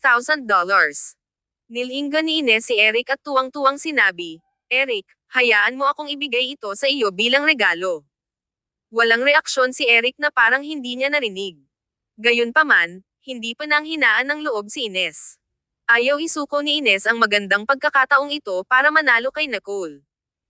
Dahil malapit lang sila sa upuan, maririnig ito ni Nicole at napaisip, "I'm afraid Ines has some kind of misunderstanding about her self-worth, right?" Naglakas loob pa siyang makipagkompetensya sa akin. Nagbid muli si Nicole. $1,000,000. Nagkagulo ang buong kwarto. Ito ang tunay na pinakamahal na pares ng mga cufflink na nasa auction. Hindi pa rin nawawala ang matinding pagsinta ni Ines nang bumagsak ang kanyang ekspresyon sa gulat. Iyon ay dahil si Ines ay walang higit sa $1,000,000 na baon. Lalong lumalim ang sama ng loob niya kay Nicole ng mga sandaling iyon. May gustong sabihin si Fabian na nakaupo sa gilid pero natatakot din siyang magpakatanga. Bago natapos ng host ang bid ni Nicole, umalangaw sa silid ang malalim at malambing na boses ng isang lalaki. $1.1 million. Si Eric Ferguson iyon. Ang pares ng cufflink na ito ay hindi masyadong nagkakahalaga, ngunit ito ang huling pares na idinisenyo ni Pyre at ang tanging nawawalang pares sa koleksyon ni Eric. Ang kanyang koleksyon ay hindi perpekto kung hindi niya kokolektahin ang lahat. Kaya, kailangan niya ito. Ang pares ng mga cufflink ng lalaki na ito ay tila walang silbi kay Nicole. Sa sandaling ito, naramdaman ng lahat na makakapanood sila ng magandang palabas. Magkaharap ang dating asawa at ang dating asawa, kaya sino ang mananalo sa huli? Saglit na nag-isip si Nicole at muling itinaas ang kanyang sagwan. $1.2 million. Ito ay tulad ng anumang presyo ay isang numero lamang sa kanila. Hindi napigilan ni Fabian ang magsalita. "Miss Stanton, kalimutan mo na, hindi naman ganoon kahalaga." Nginitian siya ni Nicole at hindi kumibo. Walang alinlangan, tumawag si Eric para sa isa pang bid. Dumiretso ito sa $1.5 million. Bahagyang sumulyap si Eric kay Nicole. This time, hindi kay Eric ang focus ni Nicole. Nakatingin lang siya sa pares ng cufflink na may labis na pagnanasa. Hindi nag-atubili si Nicole at muling itinaas ang bidding paddle. $2 million. Tumawag ang host, $2 million na isang beses. $2 million na dalawang beses. Sinadya niyang huminto at kinaladkad ito ng ilang segundo para hintayin si Eric na muling magtaas ng bid. Kabanata 153. Isang pagpapalit ng damit. Natahimik ang venue. Sa pagkabigo ng lahat, mahinang binawi ni Eric Ferguson ang kanyang tingin at hindi na nagpatuloy sa pagbid. Kung nagustuhan niya ito, ibibigay ko ito sa kanya. Napaisip si Eric. $2 million ang nabenta. Ang tunog ng martilyo ay nagtapos sa bidding war. Medyo nagulat ang mga tao. Pumayag si Mr. Ferguson. Hindi naman ganoon ka-excited ang palabas na inaasahan nila. Malamig na bumantong hininga si Nicole at naisip, hindi man lang ganoon kalaki ang halaga nito. Itinaas ni Eric Ferguson ang bid ng walang dahilan para lang gumastos ako ng dagdag na milyon. Sinadya niya iyon, di ba? Tumayo siya at nagbayad. Sumunod naman si Fabian sa tabi niya. Walang nakapansin sa kanila na may sumusunod sa kanila. Tiningnan ni Nicole ang pares ng cufflinks at inabot ito ng personal kay Fabian. "Para sa iyo ito." Natigilan si Fabian at nanlaki ang mga mata sa gulat. "Para sa akin." Nagkakahalaga ito ng $2 milyong, pero binigay lang sa akin ni Nicole. Tumango si Nicole at ngumiti. Salamat sa pagsama sa akin sa auction. Maliit na regalo, kaya tanggapin mo na lang. Salamat sa iyong kabaitan, Miss Stanton, ngunit hindi ko ito matanggap. Ngunit sa aking palagay, ikaw lamang ang karapat-dapat sa pares na ito ng cufflinks. Si Fabian ay isang taong kayang isuko ang lahat para sa kanyang pangarap, kaya't ang kanyang puso at pagnanasa ay lubhang kahanga-hanga. Naririnig nila ang mabibigat na yabag na papaalis mula sa labas ng pinto, ngunit walang pakialam sina Nicole at Fabian. Gusto pang tumanggi si Fabian, kaya nag-alinlangan sandali si Nicole at sinabing, kung hindi mo gusto, pwede mo na ibigay sa iba. Hindi na kayang bawiin ni Nicole ang binigay niya. Nagkataon na magkasunod na pumasok sina Julie at Kai. Tumawa si Julie at sinabing, nakita ko lang na umalis si Mr. Ferguson na galit na galit. Nagkaroon ba kayo ng away? Napailing si Fabian sa pagkataranta. Wala. Kanina lang walang pumasok. Naalala ni Nicole ang mabibigat na yabag na narinig niya kanina at naintindihan niya sa isang iglap. Gayunpaman, hindi siya nababahala. Lumapit si Julie at hinawakan ang kamay ni Nicole. Kumuha na tayo ng makakain. Tumango si Nicole, binati ang iba, at sinundan si Julie palabas. It's really unexpected for Eric to give way to you. Ngumisi si Nicole. Sa tingin mo sumusuko na siya. Halatang nagtataas lang siya ng presyo. Tumango si Julie at sa wakas ay naintindihan na niya. Makatuwiran iyon. Sa hindi kalayuan, maraming young actress ang pumaligid kay Ines at nambobola siya. Si Ines ay anak ng isang showbiz big shot, kaya natural, kailangan nilang sumipsip sa kanya. Pagkatapos ng lahat, ang pagiging pinagbawalan o pagiging isang malaking hit ay isang bagay lamang ng kanyang mga salita. Nang makita ni Ines ang paparating na si Nicole ay galit na galit ito kaya kinailangan niyang kotsain si Nicole. Miss Stanton, you're really willing to spend money on a man. I'm curious. How do you manage to get a different man by your side every time? Natatawa si Ines sa magulong pribadong buhay ni Nicole. Ang mga tao sa paligid ay nakangiti ng walang tigil at walang lakas ng loob na tumunog. Alam nila ang katayuan ni Nicole at alam nila na hindi siya isang taong kayang masaktan. Tumawa si Nicole. Napakaganda niya at kapansin-pansin. Si Nicole na nakatayo lang roon ay sapat na para magnakaw ng spotlight sa lahat ng aktres sa paligid niya.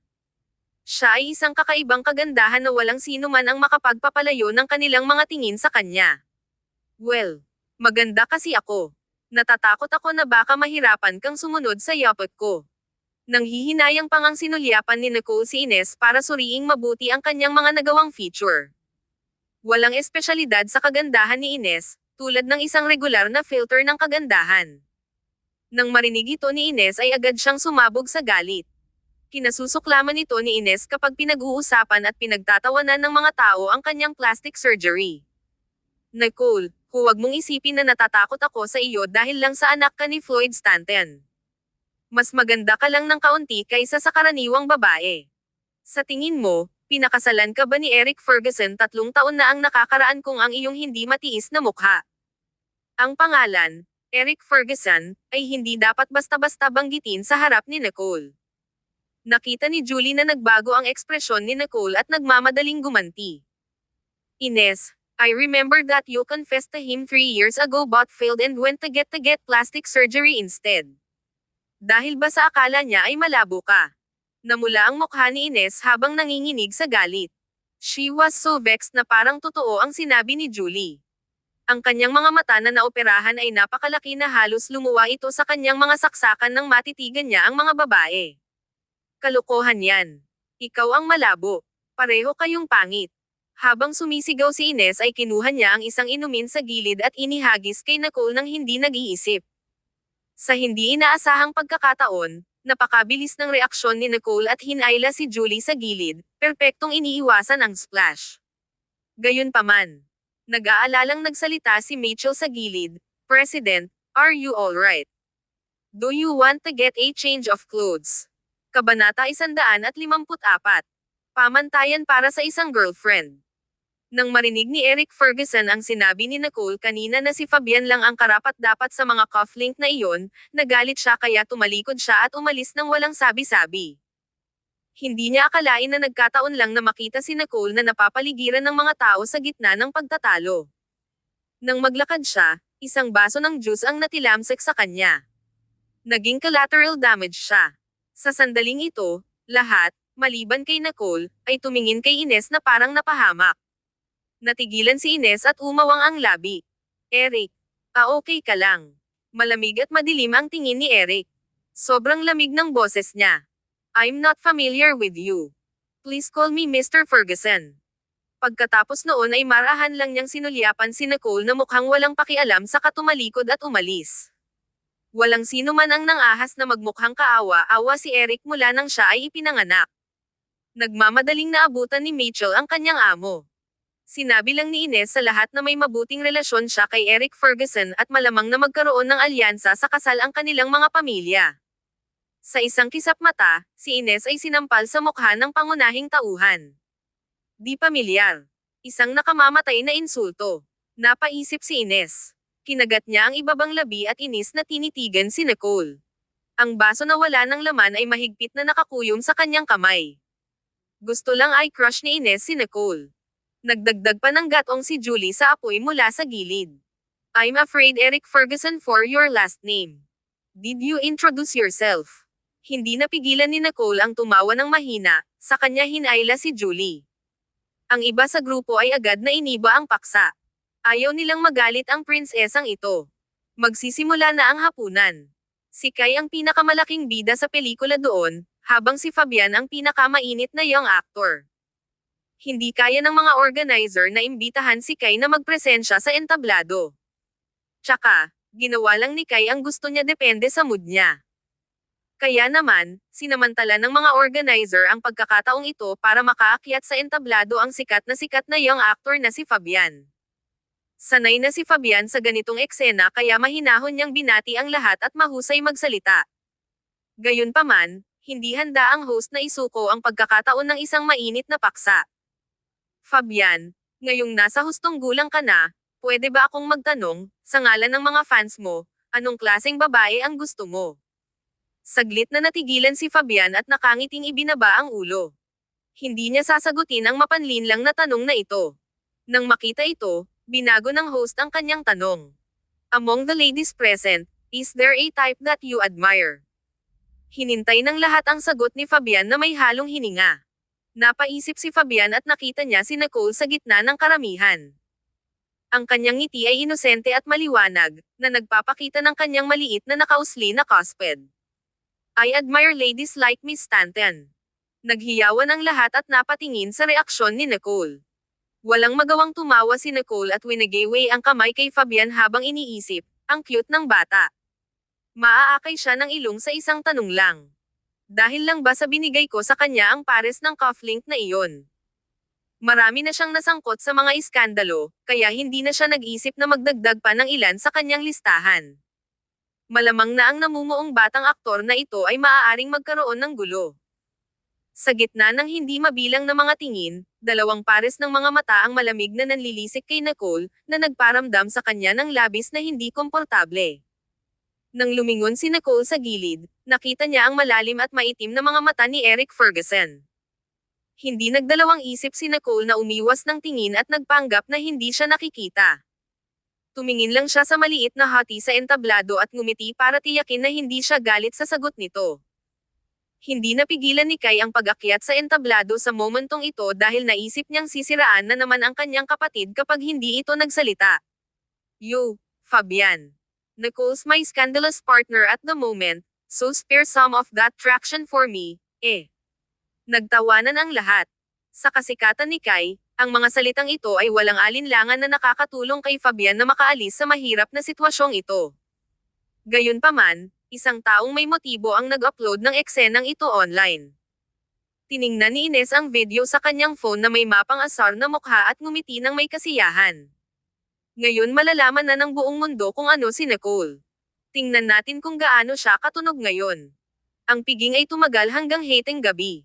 Nang matapos ito, kumuha si Kai ng isang tao para pabalaykan si Fabian habang pinauwi niya si Julie. Si Nicole ang nag-drive doon. Nang mag-walkout siya, nakasalubong niya sina Eric Ferguson at Ines Xavier. Bakit hindi mo ako pinapauwi? Gabi na kasi at natatakot akong umuwi mag-isa. Mahina ang boses ni Ines na gusto na lang siyang suntukin ni Nicole. Bahagyang nagsalubong ang kilay ni Eric. Wala sa daan. Then take editor.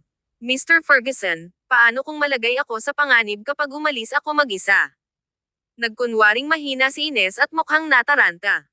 Inabot niya ang kamay para hawakan si Eric, ngunit hindi niya nakuha.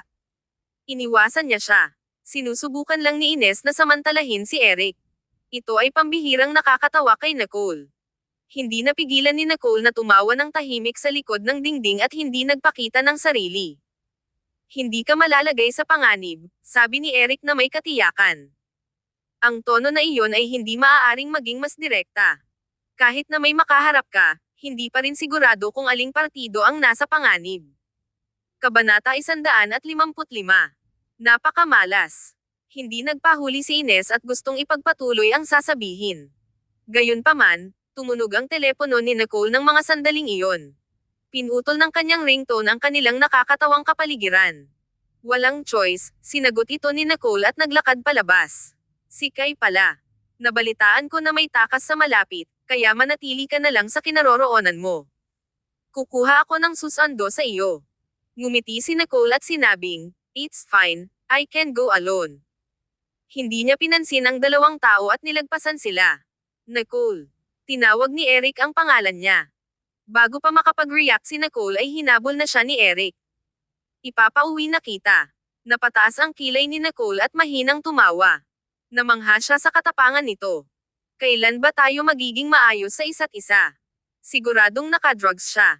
Hindi ko kailangan ng tulong niya. Don't get me wrong. Balita ko may nakatagong takas dito kaya hindi ligtas. Pag may nangyari sa'yo malamang mapag-alitan na naman ako ng netizens. Ninakawan at ginahasa pa ng mabangis na takas na iyon ang maraming babae noon. Isip ni Eric. Mapurol ang tono ni Eric. Ang kanyang anino sa ilalim ng madilim na ilaw ng kalye ay pinahaba at tila napakaiisa. Nang magsalita siya ay medyo kinakabahan siya kaya naisip ni Nicole na nagkakamali siya. Bakit siya kakabahan sa kaligtasan ko? Ha? Kung mangyari man iyon, malamang nasisikat ang araw mula sa kanluran. Nakita tuloy ni Nicole si Ines na mukhang agrabyado na humahabol kay Eric. She hooked her lips and said in a cool voice, "No need. I'd rather meet a fugitive than spend another second with you." Pagkatapos nun ay umalis na si Nicole nang walang sabi-sabi. Why is Nicole acting so smug? That ungrateful. Galit na galit si Ines. Was she trying to humiliate me by rejecting Eric's offer in front of me? Siguradong sinasadya ng babae na yan. Napaisip si Ines. Mahigpit na nagsalubong ang mga kilay ni Eric. Nagmaneho si Mitchell, kaya sumakay si Eric sa kotse at sinabi sa malamig na boses, "Drive." Hindi niya pinansin ang mga sigaw ni Ines mula sa likuran. Mabilis na umalis si Mitchell. Maraming sirang ilaw sa kalsada sa bahaging ito ng kalsada. Nakaramdam ng kaba at pagkabalisa si Eric dahil sa masamang pakiramdam sa kanyang puso. Sa harap kung saan madilim, may nakaparada na sasakyan na walang tao sa loob. Iyan ang kotse ni Miss Stanton. Wala pang 2 minuto mula nang maghiwalay sila, may nangyari na. Ihinto mo ang sasakyan. Wika ni Eric sa malamig na boses na may mapait na lamig sa kanyang mga mata. Walang ibang salita, bumaba siya sa kotse at tumakbo. Mabilis ding sumunod si Mitchell sa amo. Nang makalapit na sila, narinig nila ang pag-ungol ng isang lalaki. Ungol, pagkatapos ay nakita si Nicole at isang kalbong lalaki na nakatayo sa harap ng kanyang sasakyan. Kung titignan ng mabuti, ang lalaki ay may dalang punyal sa kamay at may putik sa buong katawan. Mukha siyang kawawa at pagkadismaya habang tinitigan ng masama ang babaeng nasa harapan niya. Nang makitang dumami ang mga taong lumalapit, nagpanik ang lalaki at gusto na lang niyang matapos ito. Kalmadong umatras si Nicole na may mahigpit at walang takot na tingin. Sigh. I'm just so unlucky. Out of all people, ako pa ang malas na makilala ang takas na ito. Napaisip si Nicole. Nang suntukin siya ng lalaki gamit ang punyal, biglang tumabi si Nicole at sinipa ang likod ng lalaki. Malakas na bumagsak ang ulo ng lalaki sa hood ng kanyang sasakyan. Ang kanyang paggalaw ay napaka-fluid, presko, magiting, at maganda. Natigilan ang lalaki at hindi iyon inisip. Alam ni Nicole kung paano lumaban. Tiniis niya ang matinding sakit at bumangon, ngunit bago niya muling maitaas ang kanyang punyal, naramdaman niya ang matinding sakit sa kanyang palso. Klang! Ah! Napasigaw ang lalaki nang bumagsak ang kanyang punyal sa lupa. Tumagos na ang matalim na takong ni Nicole sa likod ng palad niya. Ito ay isang masakit na bituka. Umalangaw-ngaw ang kanyang sigaw sa tahimik na gabi. Hindi na siya banta. Gulat na napatingin si Mitchell sa pinangyarihan at kinilig nang marinig ang nakakapanghinang sigaw ng lalaki. Kung hindi niya mismo nasaksihan ito, hindi niya maisip kung ano ang nangyayari sa kanyang harapan. Hindi lang binigyan ni Nicole ng pagkakataon ang iba na maging bayani. Sa sumunod na segundo, humakbang si Eric na may malamig at seryosong mukha, pagkatapos ay tumakbo upang tingnan si Nicole. Mitchell, tumawag ka ng pulis. Oo, Ginoo. Si Mitchell ay hindi nang ahas na mag-antala ng isa pang segundo. Alam na ni Nicole na may lumapit sa kanya, pero hindi niya inaasahan na si Eric Ferguson iyon. Nang makita niya si Eric na naglalakad palapit sa kanya, mahina niyang binawi ang tingin at lumagpas sa kanya para magpalit ng ekstrang sapatos. May bahid ng dugo at nadumihan ang high heels na nagustuhan niya. Bagamat nakakalungkot, hindi na niya gusto ang mga ito. Nicole, nasugatan ka ba? Kabanata 156 na naubusan ng gas ang kotse. Hinawakan ni Eric Ferguson ang braso ni Nicole na may bahid ng dugo at nagtanong sa mahina at paos na boses. Mabilis na kumalas si Nicole sa pagkakahawak niya at natahimik sandali. Hindi ito sa akin. Pagkatapos nun, sumakay na siya sa kotse niya at pinaandar ang makina. Dahil tumawag na sila ng pulis, maaaring harapin ng pulis ang follow-up. Mas gugustuhin pa ni Nicole na umuwi para matulog kaysa manatili dito at tingnan si Eric Ferguson sa isang segundo. Sinalubong siya ng maitim na mga mata ni Eric. Naging tense ang mukha niya nang maramdaman niya ang hiwalay niyang lamig. Itinali ni Mitchell ang takas at nagmamadaling tumakbo. Miss Stanton, dapat ba namin kayong ipadala sa ospital para magpa-check up? Tumingin sa kanya si Nicole at ngumiti. Hindi, salamat. Noon pa man ay naging magalang siya kay Mitchell dahil siya lang ang nag-iisang tao na nagtrato sa kanya nang may kabaitan ng walang nikatiting na paghamak sa 3 taon na iyon. Gaano man siya kababa sa iba, palagi siyang tinatrato ni Mitchell bilang karapat-dapat na Mrs. Ferguson. Ito lang ang kabaitang ipinakita sa kanya nitong nakaraang 3 taon. Nag-aalala pa rin si Mitchell. I think it's better if you don't drive at this moment. Since natakot ka, baka ma-accident ka ulit.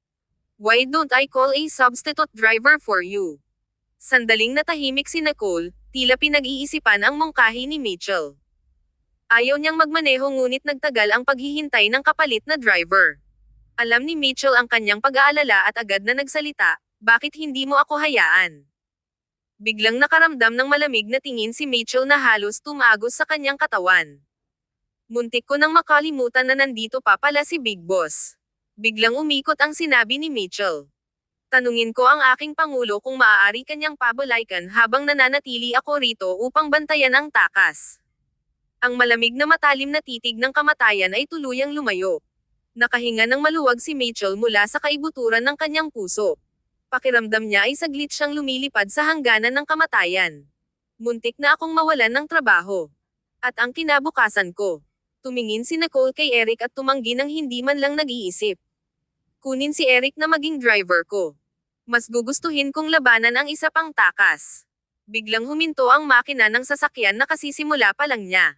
Kumunot ang noo ni Nicole at nagsimula ulit. Hindi ito gumagana. Kakabili lang ni Mr. Anderson nitong brand new na sasakyan mula sa Europe. Dapat ay nasa maayos pa itong kondisyon. Iniangat ni Mitchell ang kanyang ulo at tumingin. Mabigat ang tono ng pananalita niya, Miss Stanton, your car. Naubusan ng gasolina. Naguguluhan si Nicole. Ano? Marahang sinulyapan ni Eric si Nicole. Ang mga sulok ng kanyang mga labi ay sumabit sa isang malamig na ngiti nang pumasok siya sa kanyang bagong-bagong sasakyan. Tumigil sandali si Mitchell bago siya nagsalita, Miss Stanton, bakit hindi ka sumama sa amin? Gabi na. Pwede ka na muna namin ibalik. Tumanggi si Nicole. Hindi na kailangan, kukuha ako ng susando sa akin. Nagbaba siya ng tingin at kinuha ang cellphone para tawagan si Logan. Nagkataon namang nagring ang phone niya sa mga sandaling ito. Si Molly Stewart iyon. Nikki, nagtagumpay kami. Ang aming intelligent na chip ay maaaring pumasok sa katawan ng tao nang walang anumang sagabal ngayon. 3 segundo lang ang kailangan upang suriin ang kalagayan ng kalusugan ng katawan ng tao upang makagawa ng isang ulat sa diagnosis. Nagtagumpay kami sa pinakamahalagang hakbang upang makontrol ang central nervous system na may artificial intelligence. Nagulat si Nicole. Hindi niya inaasahan na ang kaaya-ayang sorpresang ito ay darating ng ganoon kabilis. Kasama sa proyektong ito ang tulong ng artificial intelligence sa buhay, na kinabibilangan ng pagbuo ng matalinong teknolohiyang medikal. Ito ang pinakamahirap na bahagi dahil nangangailangan ito ng patuloy na input ng karanasan ng tao. Kasama rin dito ang pagsasama-sama ng bawat bahagi ng katawan na may iba't ibang tungkulin. Kaya, ito ay isang napakalaki at mapaghamong proyekto. Kung ang proyektong ito ay nagtagumpay at maaaring maging komersyalisado, ang mga tao ay maaaring makakuha ng pinakamabilis na posibleng resulta sa kanilang kalusugan nang hindi na kailangang pumunta sa isang ospital. Napakatumpak din ito. Ito ay isang malaking hakbang sa kasaysayan ng tao. Nang marinig ni Nicole ang balitang ito, hindi niya maitago ang saya at pagkagulat sa mukha niya. Hindi na siya makapaghintay na pupunta kay Molly Stewart sa sandaling ito upang masaksihan ang dakilang layuning ito. Gayunpaman, naubusan lang ng gasolina ang kanyang sasakyan. Nakatanggap din si Eric ng balitang ito. Siya ay parehas na nasa sabik, katulad ni Nicole, dahil mayroon siyang walang limitasyong mga inaasahan para sa mga kababalaghang may dudulot ng artificial intelligence sa mundong ito. Mitchell, pupunta ako sa opisina ni Gerard. Maghintay ka dito. Yes, sir, sagot ni Mitchell. Agad na binuksan ni Nicole ang pinto ng sasakyan at lumabas. Inihagis niya ang kanyang susi kay Mitchell at sinabing, pupunta rin ako. Sa oras na ito, maaaring mauwi ang mga away at sama ng loob. Mas mahalaga na masaksihan ang kasaysayan sa paggawa. Binuksan ni Nicole ang pinto ng sasakyan ni Eric at ikinabit ang seatbelt. Wo Tian et wo Chu Go. Gusto ko rin doon. Bahagyang sinulyapan ni Eric si Nicole. Sa pagkakataong ito, hindi na siya nagmamadali at tinapik ang kanyang mga daliri sa manibela. Nicole. Kabanata 157. Wala silang relasyon. Tumingin si Nicole sa kanya sa gilid na may ngiti. Mr. Ferguson, sinusubukan mo bang samantalahin ang pagkakataong ito para makipag-ayos sa akin? Nakakapaso ang kanyang tingin. Mukhang papatayin niya ito kung maglakas loob itong magsabi ng oo. Hindi ito isang tanong, ngunit isang pagbabanta. Inalis ni Eric ang kanyang tingin, pinaandar ang sasakyan, at inapakan ang pedal ng gas. Talagang naiisip niyang gawin iyon, ngunit bigla na lang niyang ayaw na. Hindi man lang nabayaran ni Eric ang utang niya sa kanya, kaya sino siya para makipag-usap? Gusto ba niyang patawarin siya nito sa nakaraan? Pagkatapos ng ilang pag-iisip, ito ay tila napaka-imposible. Pagdating nila sa project base, hindi na makapaghintay si Nicole na bumaba palabas ng sasakyan. Sa hindi inaasahang pagkakataon, nakatayo si Maverick sa pintuan. Pagkatapos ay tumakbo si Nicole, tumalon kay Maverick, at niyakap ito ng mahigpit. Talaga bang matagumpay ito? Ngumiti ng matamis si Maverick at nagbigay ng mahinang, "Ma'am."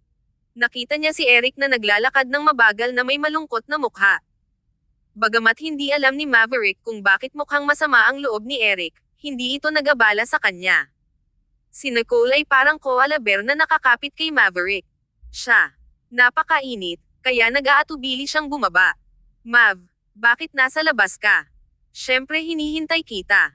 Hinaplos ni Maverick ang buhok niya at sinabing, "Tara na sa loob." Ang dalawang magkapatid na magkasama ay mas mukhang mag-asawang nagmamahalan sa paningin ng iba. Nakaramdam na lang ng kirot si Eric na nakatingin sa kanila. Ang nakakulong galit sa kanyang dibdib ay unti-unting bumalot sa kanya at nakaramdam siya ng pagkahilo.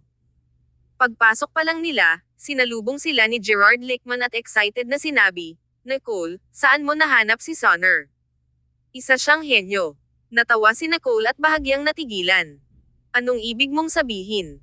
"Ang aming pinakamahirap na proyekto at pinakamahirap na teknolohiya ay nalutas niya sa pamamagitan lamang ng ilang mga formula, nang walang kahit isang kapintasan doon. Iniligtas niya lang tayo ng 10 taon ng pananaliksik at 10 bilyong dolyar. Si Gerard ay labis na nasasabik at namangha kay Maverick. Mas magalang at magalang din siya kay Maverick. Please get him to stay. I'll offer 10 times the market price. No, scratch that. 100 times the annual salary. As long as he stays, I can even give him my shares. Walang ekspresyong ibinaba ni Maverick ang kanyang mga mata. Hindi interesado. Tumingin si Nicole kay Gerard ng may simpatiya. Ito ang malungkot na katotohanan. Ang pera ay isang numero lamang para kay Maverick. Isang buwan lang siyang pumayag na tumulong at pumirma na ng kontrata sa ibang lugar. Maaari mong sirain ang kontrata. Magbabayad ako para sa anumang mga parusa. Gaano man karaming pera ang kasangkot, ang pagpapanatiling henyo na ito ang pinakamatalinong pagpipilian. National Laboratories, walang pakialam na sabi ni Nicole. Kung hindi niya sasabihin sa kanya, hindi titigil si Gerard sa panggugulo sa kanya. Natigilan si Gerard saglit. Ano? Kinagat ni Nicole ang mga labi, hinayla ang braso ni Maverick, saka naglakad papasok. Sa likod niya, nakatayo doon si Eric at nakikiramay kay Gerard. Napagpasyahan niyang oras na para sabihin kay Gerard ang totoo. Sonner is Maverick. Kung gusto mo pa ring manatili sa piling mo, sumuko ka na lang sa iniisip mo. Mayroon ba siyang lakas ng loob na manghuli ng pambansang kayamanan? Tinapik ni Eric ang balikat ni Gerard, bumantong hininga, at nagmamadaling pumasok. Natigilan pa rin si Gerard sa lugar mula sa nakakagulat na impormasyon. Sonner si Maverick. Ang maalamat na henyo na nanalo ng breakthrough prize sa edad na 17. Paano siya magiging intern na nagtrabaho para sa akin nitong buong buwan? Paano ito naging parehong tao? Sinundan niya si Eric at tinanong, ano ang relasyon niya kay Nicole? Sinuportahan ni Maverick si Nicole sa loob ng isang buwan at hindi man lang binayaran. Wala silang relasyon. Malamig na niluwa ni Eric ang mga salitang ito. Halatang hindi naniniwala sa kanya si Gerard. Sa loob ng lab, tuwang-tuwang ipinakita ni Molly Stewart ang isang irregular na globo na kasing laki ng palad kay Nicole. Ito ay isang microscopic biocarrier. Hindi na kailangang kumuha ng dugo para sa mga pagsusuri sa lab. Ay patong mo lang ang iyong kamay dito sa loob ng 3 segundo at malalaman kung malusog ang bawat bahagi ng iyong katawan o hindi. Kung ito ay maaaring ikomersyal, ito ay maaaring ganap na palitan ang pangangalagang medikal ng outpatient at makatipid ng toneladang mapagkukunan. Namangha si Nicole at nakaramdam ng hindi makapaniwala, ngunit sa paligid ni Maverick, walang milagrong tila imposible. Napaisip siya at inilagay ang kamay sa globo. Ang hindi regular na globo na ito ay agad na naglabas ng mainit na pakiramdam habang naglalabas ito ng mahinang asol na liwanag. 1 segundo. 2 segundo. 3 segundo. Ding. Ulat sa abnormal na kalagayan ng katawan. May nakitang sugat sa panloob na bahagi ng kaliwang braso na may haba na 9.9 cm at may lalim na 4 mm. Namumuo ng dugo, normal, na may karaniwang bilang ng white blood cell. May nakitang bahagyang bacterial infection. Rekomendasyon, gamitin isang disinfectant tulad ng rubong alcohol na ipinare sa isang anti-inflammatory na gamot na inaasahang maghihilom sa loob ng 3 hanggang 4 na araw. Isang cute, automated na boses ang lumabas mula sa globo. Natigilan ang lahat, habang si Nicole naman ay labis na namangha. Makikita nito ang aking sugat na nakatago sa ilalim ng aking manggas. Bago pa makapag-react sina Molly at Maverick, pumunta na si Eric at hinawakan ang braso niya. Napakalamig ng boses niya, sabi mo hindi ka nasaktan. Kabanata 158. I just want to make it up to her. Kumunat ang noo ni Nicole. Bakit ba ang laki ng reaksyon ni Eric? Anong kinalaman niya sa pagkakasugat ko? Mr. Ferguson, hayaan mo na ako. Sa sandaling katahimikan, inabot ni Maverick ang braso ni Nicole sa kamay ni Eric at pinunasan pa ang bahaging namumula sa mahigpit na pagkakahawak ni Eric. Walang kaugnayan si Maverick kay Eric. Hindi ba siya ang dating asawa ni Nicole? Wala na silang kinalaman sa isa't isa, kaya wala siyang pakialam dito. Marahan niyang hinayla si Nicole papunta sa lounge at nakakita ng first aid kit para mabihisan ang kanyang sugat. Paano ka nasaktan? Si Nicole ay nakalubog pa rin sa kagalakan ng matagumpay na pag-aaral ng kaso ng matalinong medikal na aparato at hindi nag-aalala tungkol sa kanyang maliit na pinsala. Wala lang. May nakasalubong lang akong thug, Pero nilinis ko siya. Accidental scratch lang ito. Mav, nakakamangha ang bagay na yon. Alam ni Maverick na kayang lumaban si Nicole. Ang isang ordinaryong tao na lumalaban sa kanya ay mabubugbog lang. Bahagya niyang ikinawit ang kanyang mga labi at marahang binihisan ang kanyang sugat. Laro lang yan ng bata. It's not worth being so happy about it. Hindi nakaimik si Nicole. Tiyak na, ang benchmark ng isang henyo ay tiyak na hindi katulad ng mga mortal lamang. Anuman, naisip pa rin ni Nicole na ito ay isang nakakataas na tagumpay. Susunod, maaari nating itulak ito sa merkado at ipakita sa mundo ang ating mga tagumpay. Sumulyap si Maverick kay Nicole at bahagyang kumunot ang noo. Ito ay hindi sapat na mature. Natarante si Nicole. Anong ibig mong sabihin? Bagaman ang matalinong chip na ito ay maaaring makakita ng mga problema sa katawan ng tao, ang paghatol nito ay batay lamang sa mga parameter na itinakda namin bilang kung ano ang itinuturing naming katanggap-tanggap na saklaw para sa katawan ng tao. Mahirap para dito na palitan ang isang doktor ng tao para sa iba pang mga medikal na komplikasyon, komplikadong mga sakit, at mga plano sa paggamot. Kung ito ay madaling palitan ang mga medikal na eksperto, ito ay tunay na isang himala. Well, hindi man natin mapalitan ng buo ang mga medical experts, it can just deal with ordinary and minor problems, di ba? Ngayon pa lang, nag-recommend pa ito ng gamutan at gamot para sa sugat ko. Hindi ba iyon makakatipid ng maraming procedures? Umiling si Maverick. Maraming uri ng mga anti-inflammatory na gamot mula sa isang malawak na hanay ng mga presyo at bansa. Kung ito ay komersyalisado sa buong mundo, dapat nating isaalang-alang ang maraming mga kadahilanan. Sa mga regulasyon lamang, napakaraming mga paghihigpit sa gamot sa iba't ibang mga bansa, kaya ang mga gamot na inirerekomenda ng matalinong chip na ito ay hindi kinakailangang matugunan ang mga pamantayang iyon. Ibinalik ni Nicole ang kanyang mga mata. Hindi lang niya naisip na malayo sa unahan sa sandaling iyon. Nang ipaliwanag ito ni Maverick, napansin ni Nicole kung gaano kahaba ang daan at kung gaano karaming mga hadlang ang kailangan nilang lampasan. Gayunpaman, ang hakbang ngayon ay ang tagumpay ng panahon. Pinitik ni Maverick ang kanyang noo. Huwag mag-alala, ang mga kasalukuyang resulta ay sapat na upang doblehin ang iyong net worth. Naningkit ang mga mata ni Nicole.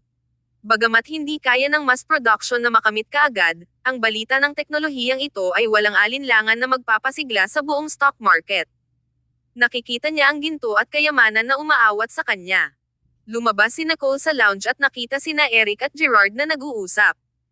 Napahinto si Nicole sa gilid at narinig niyang binanggit ni Gerard ang pangalan niya.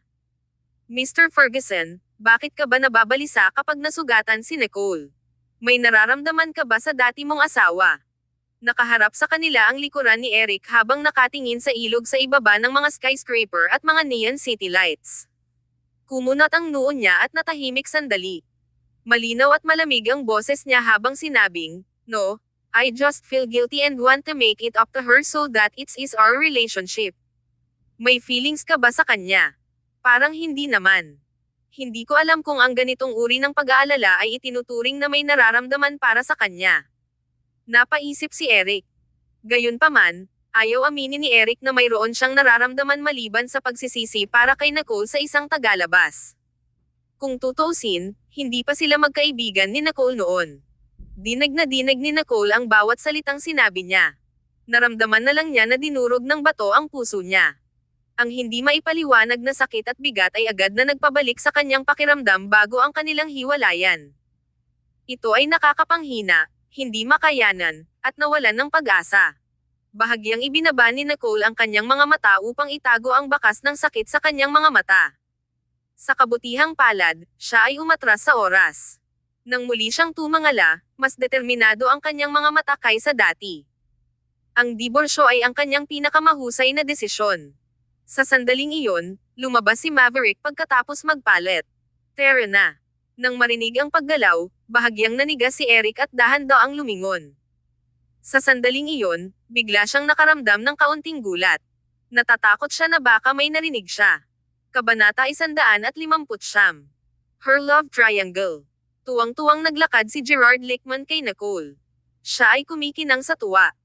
Nicole, nagpasya kaming magsagawa ng press conference bukas para ipahayag ang magandang balitang ito na kami ang nangunguna sa buong mundo sa teknolohiyang medikal.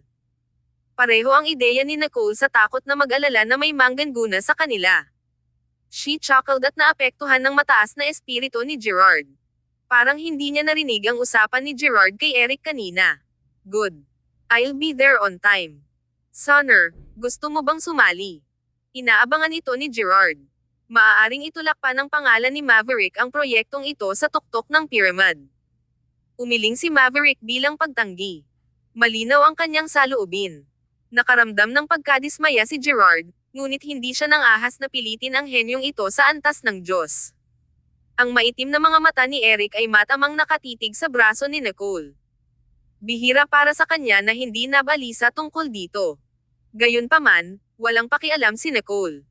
Kamusta ang sugat mo? Ipagpaliban ba natin ang press conference? Napatingin sa kanya si Eric. Bumagal bigla ang kanyang paghinga. Nagtaas ng kilay si Nicole at tumingin sa kanya. Malamig ang sulok ng kanyang mga hiyubog na labi. Hindi pa pwedeng mamatay. Salamat sa pag-aalala mo, Mr. Ferguson. Itigil ang pagkilos na iyon. Paano ka tawa-tawa? Napaisip si Nicole.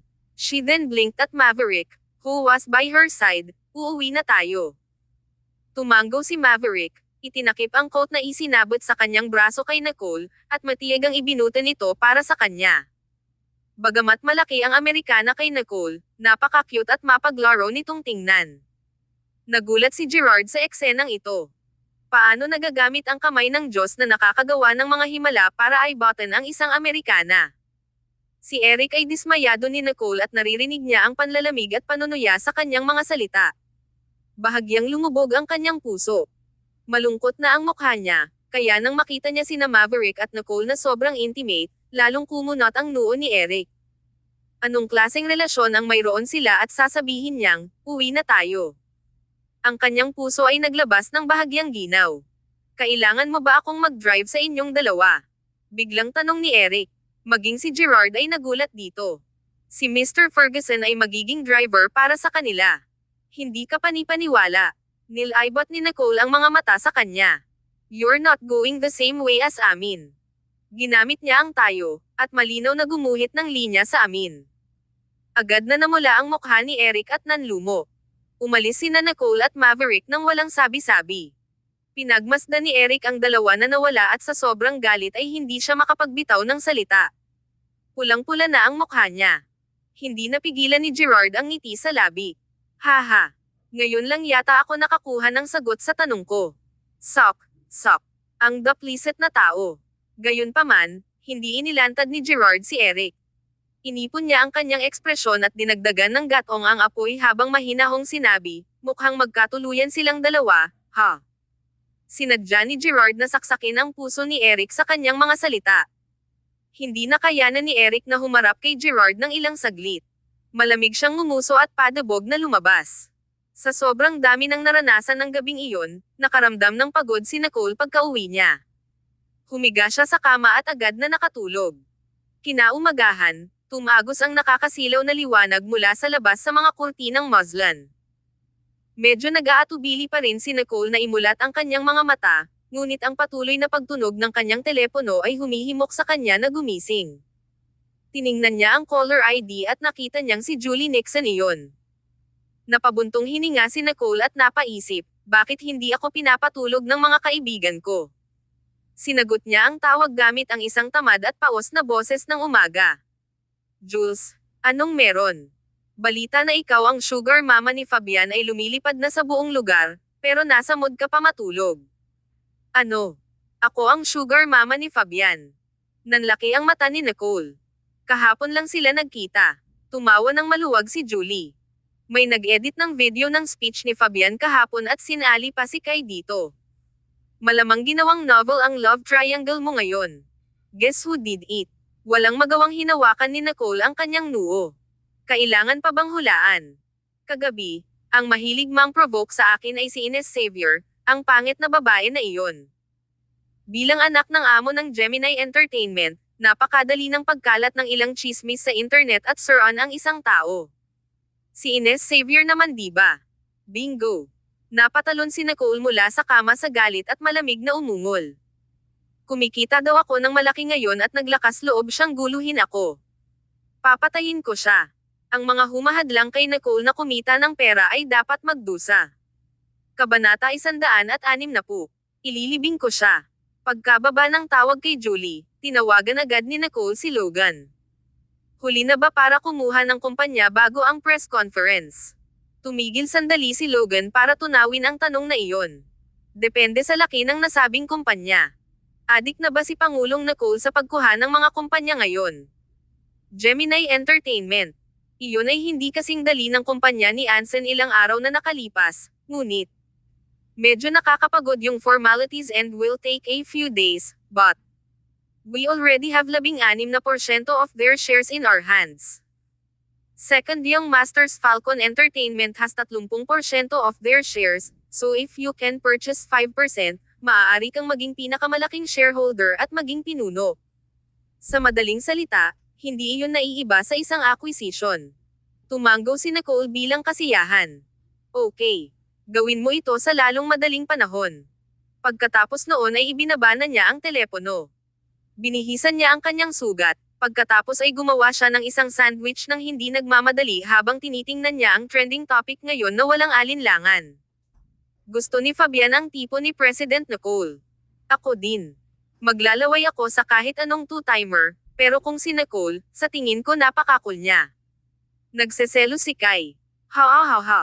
Bigla na lang sa tingin ko ay bagay na bagay siya kay Fabian. Ang cute nilang tignan, together. Hindi ba menor de edad si Fabian? Legal pa ba yan? Nabalitaan ko na sisiraan ng Gemini Entertainment si Fabian. Sugar Mama Nicole, iligtas mo ang iyong sanggol. Bahagyang tumawa si Nicole at itinabi ang phone niya. Lahat ay nagdadrama lang sa lahat. Pagkatapos ng almusal, hindi nagmamadaling pumunta si Nicole sa opisina. Sa halip, pumunta siya sa Falcon Entertainment. Dahil nakuha niya ang Gemini Entertainment, kailangang may mag-asikaso sa mga nakagawiyang gawain para sa kanya, at si Dominic Young ay isang angkop na tao para sa trabahong ito. Nang makarating si Nicole sa lobby, nakita niya si Ines Xavier na nakasuot ng malalaking brand name. Siya ay may salitang, mahal, na nakasulat sa buong kanya at kumilos ng buong mataas at makapangyarihan. Si Ines ay ang tipikal na walang kakayahan na bata ng trust fund na nilustay ang pera ng kanyang pamilya sa ibang bansa at naging mapagmataas dahil lang sa nagtagal siya sa ibang bansa. Sa katunayan, hindi siya marunong magsalita ng anumang wikang banyaga ng mataas. Talagang nagtaka si Nicole kung saan nakuha ni Ines ang kanyang tiwala. Gusto ni Nicole na huwag pansinin si Ines, ngunit medyo nasasabik si Ines na makita si Nicole at sinigawan siya. Nicole, ang aga-aga, ba't nandito ka ba para humingi ng tulong? Gusto mo tulungan ka ni Dominic Young sa PR mo? Napangiwi si Ines sa sobrang ngiti. Hindi niya maitago ang mayabang na tingin sa kanyang mga mata. Tumigil sandali si Nicole. Kumikislap ang mga mata niya habang nakangiting nakatingin kay Ines. Anong kinalaman nito sa iyo? Since when you have the right to speak in Falcon Entertainment? Napatingin si Ines kay Nicole nang may sama ng loob. Naalala niya kung paano siya iniwan ni Eric Ferguson upang sundan si Nicole at lalo siyang nakaramdam ng pagkagalit. Napawi ang ngiti niya. Isang malamig na ungol ang pinakawalan niya at sinabing, walang sino man sa buong entertainment industry ang nangahas na saktan ako. Pumunta ako dito para lang lumala ang matters. Kahit gaano ka kalakas, limitado ka lang sa kumpanya mo. Ang kinahinatnan ng nakakasakit ka sa akin ay ang pag-aalinlangan mo sa lahat ng online hanggang sa punto na pagdudahan mo ang iyong buhay. Tumaas ang kilay ni Nicole at humalukip-kip habang tinatapik ang mga daliri sa braso niya. Medyo naging malamig ang tono niya. So, ikaw ang nagkalat ng chismis na ako ang sugar mommy ni Fabian. Miss Xavier, sinadya mo ba akong sir-on? Nakangusong itinaas ni Ines ang kanyang baba. Nakakainis ang hindi matiis niyang tingin. This is just to teach you a lesson. Don't be too self-righteous. Do you think that the whole world likes you? Hindi ba sinabi ni Fabian na hinahangaan ka niya? I want to bury him when he's at his highest peak. Gusto kong malaman ng lahat kung sino talaga ang namamahala dito. Hindi natatakot si Ines kay Nicole. 3 taon na ang nakalilipas, ninakaw ni Nicole si Eric Ferguson mula sa kanya, kaya gusto ni Ines na mag-higanti ngayon. Ito ay para lamang hilahin si Nicole mula sa kanyang mataas na kabayo. Tignan natin kung hanggang kailan magiging saplode si Nicole. Napaisip si Ines.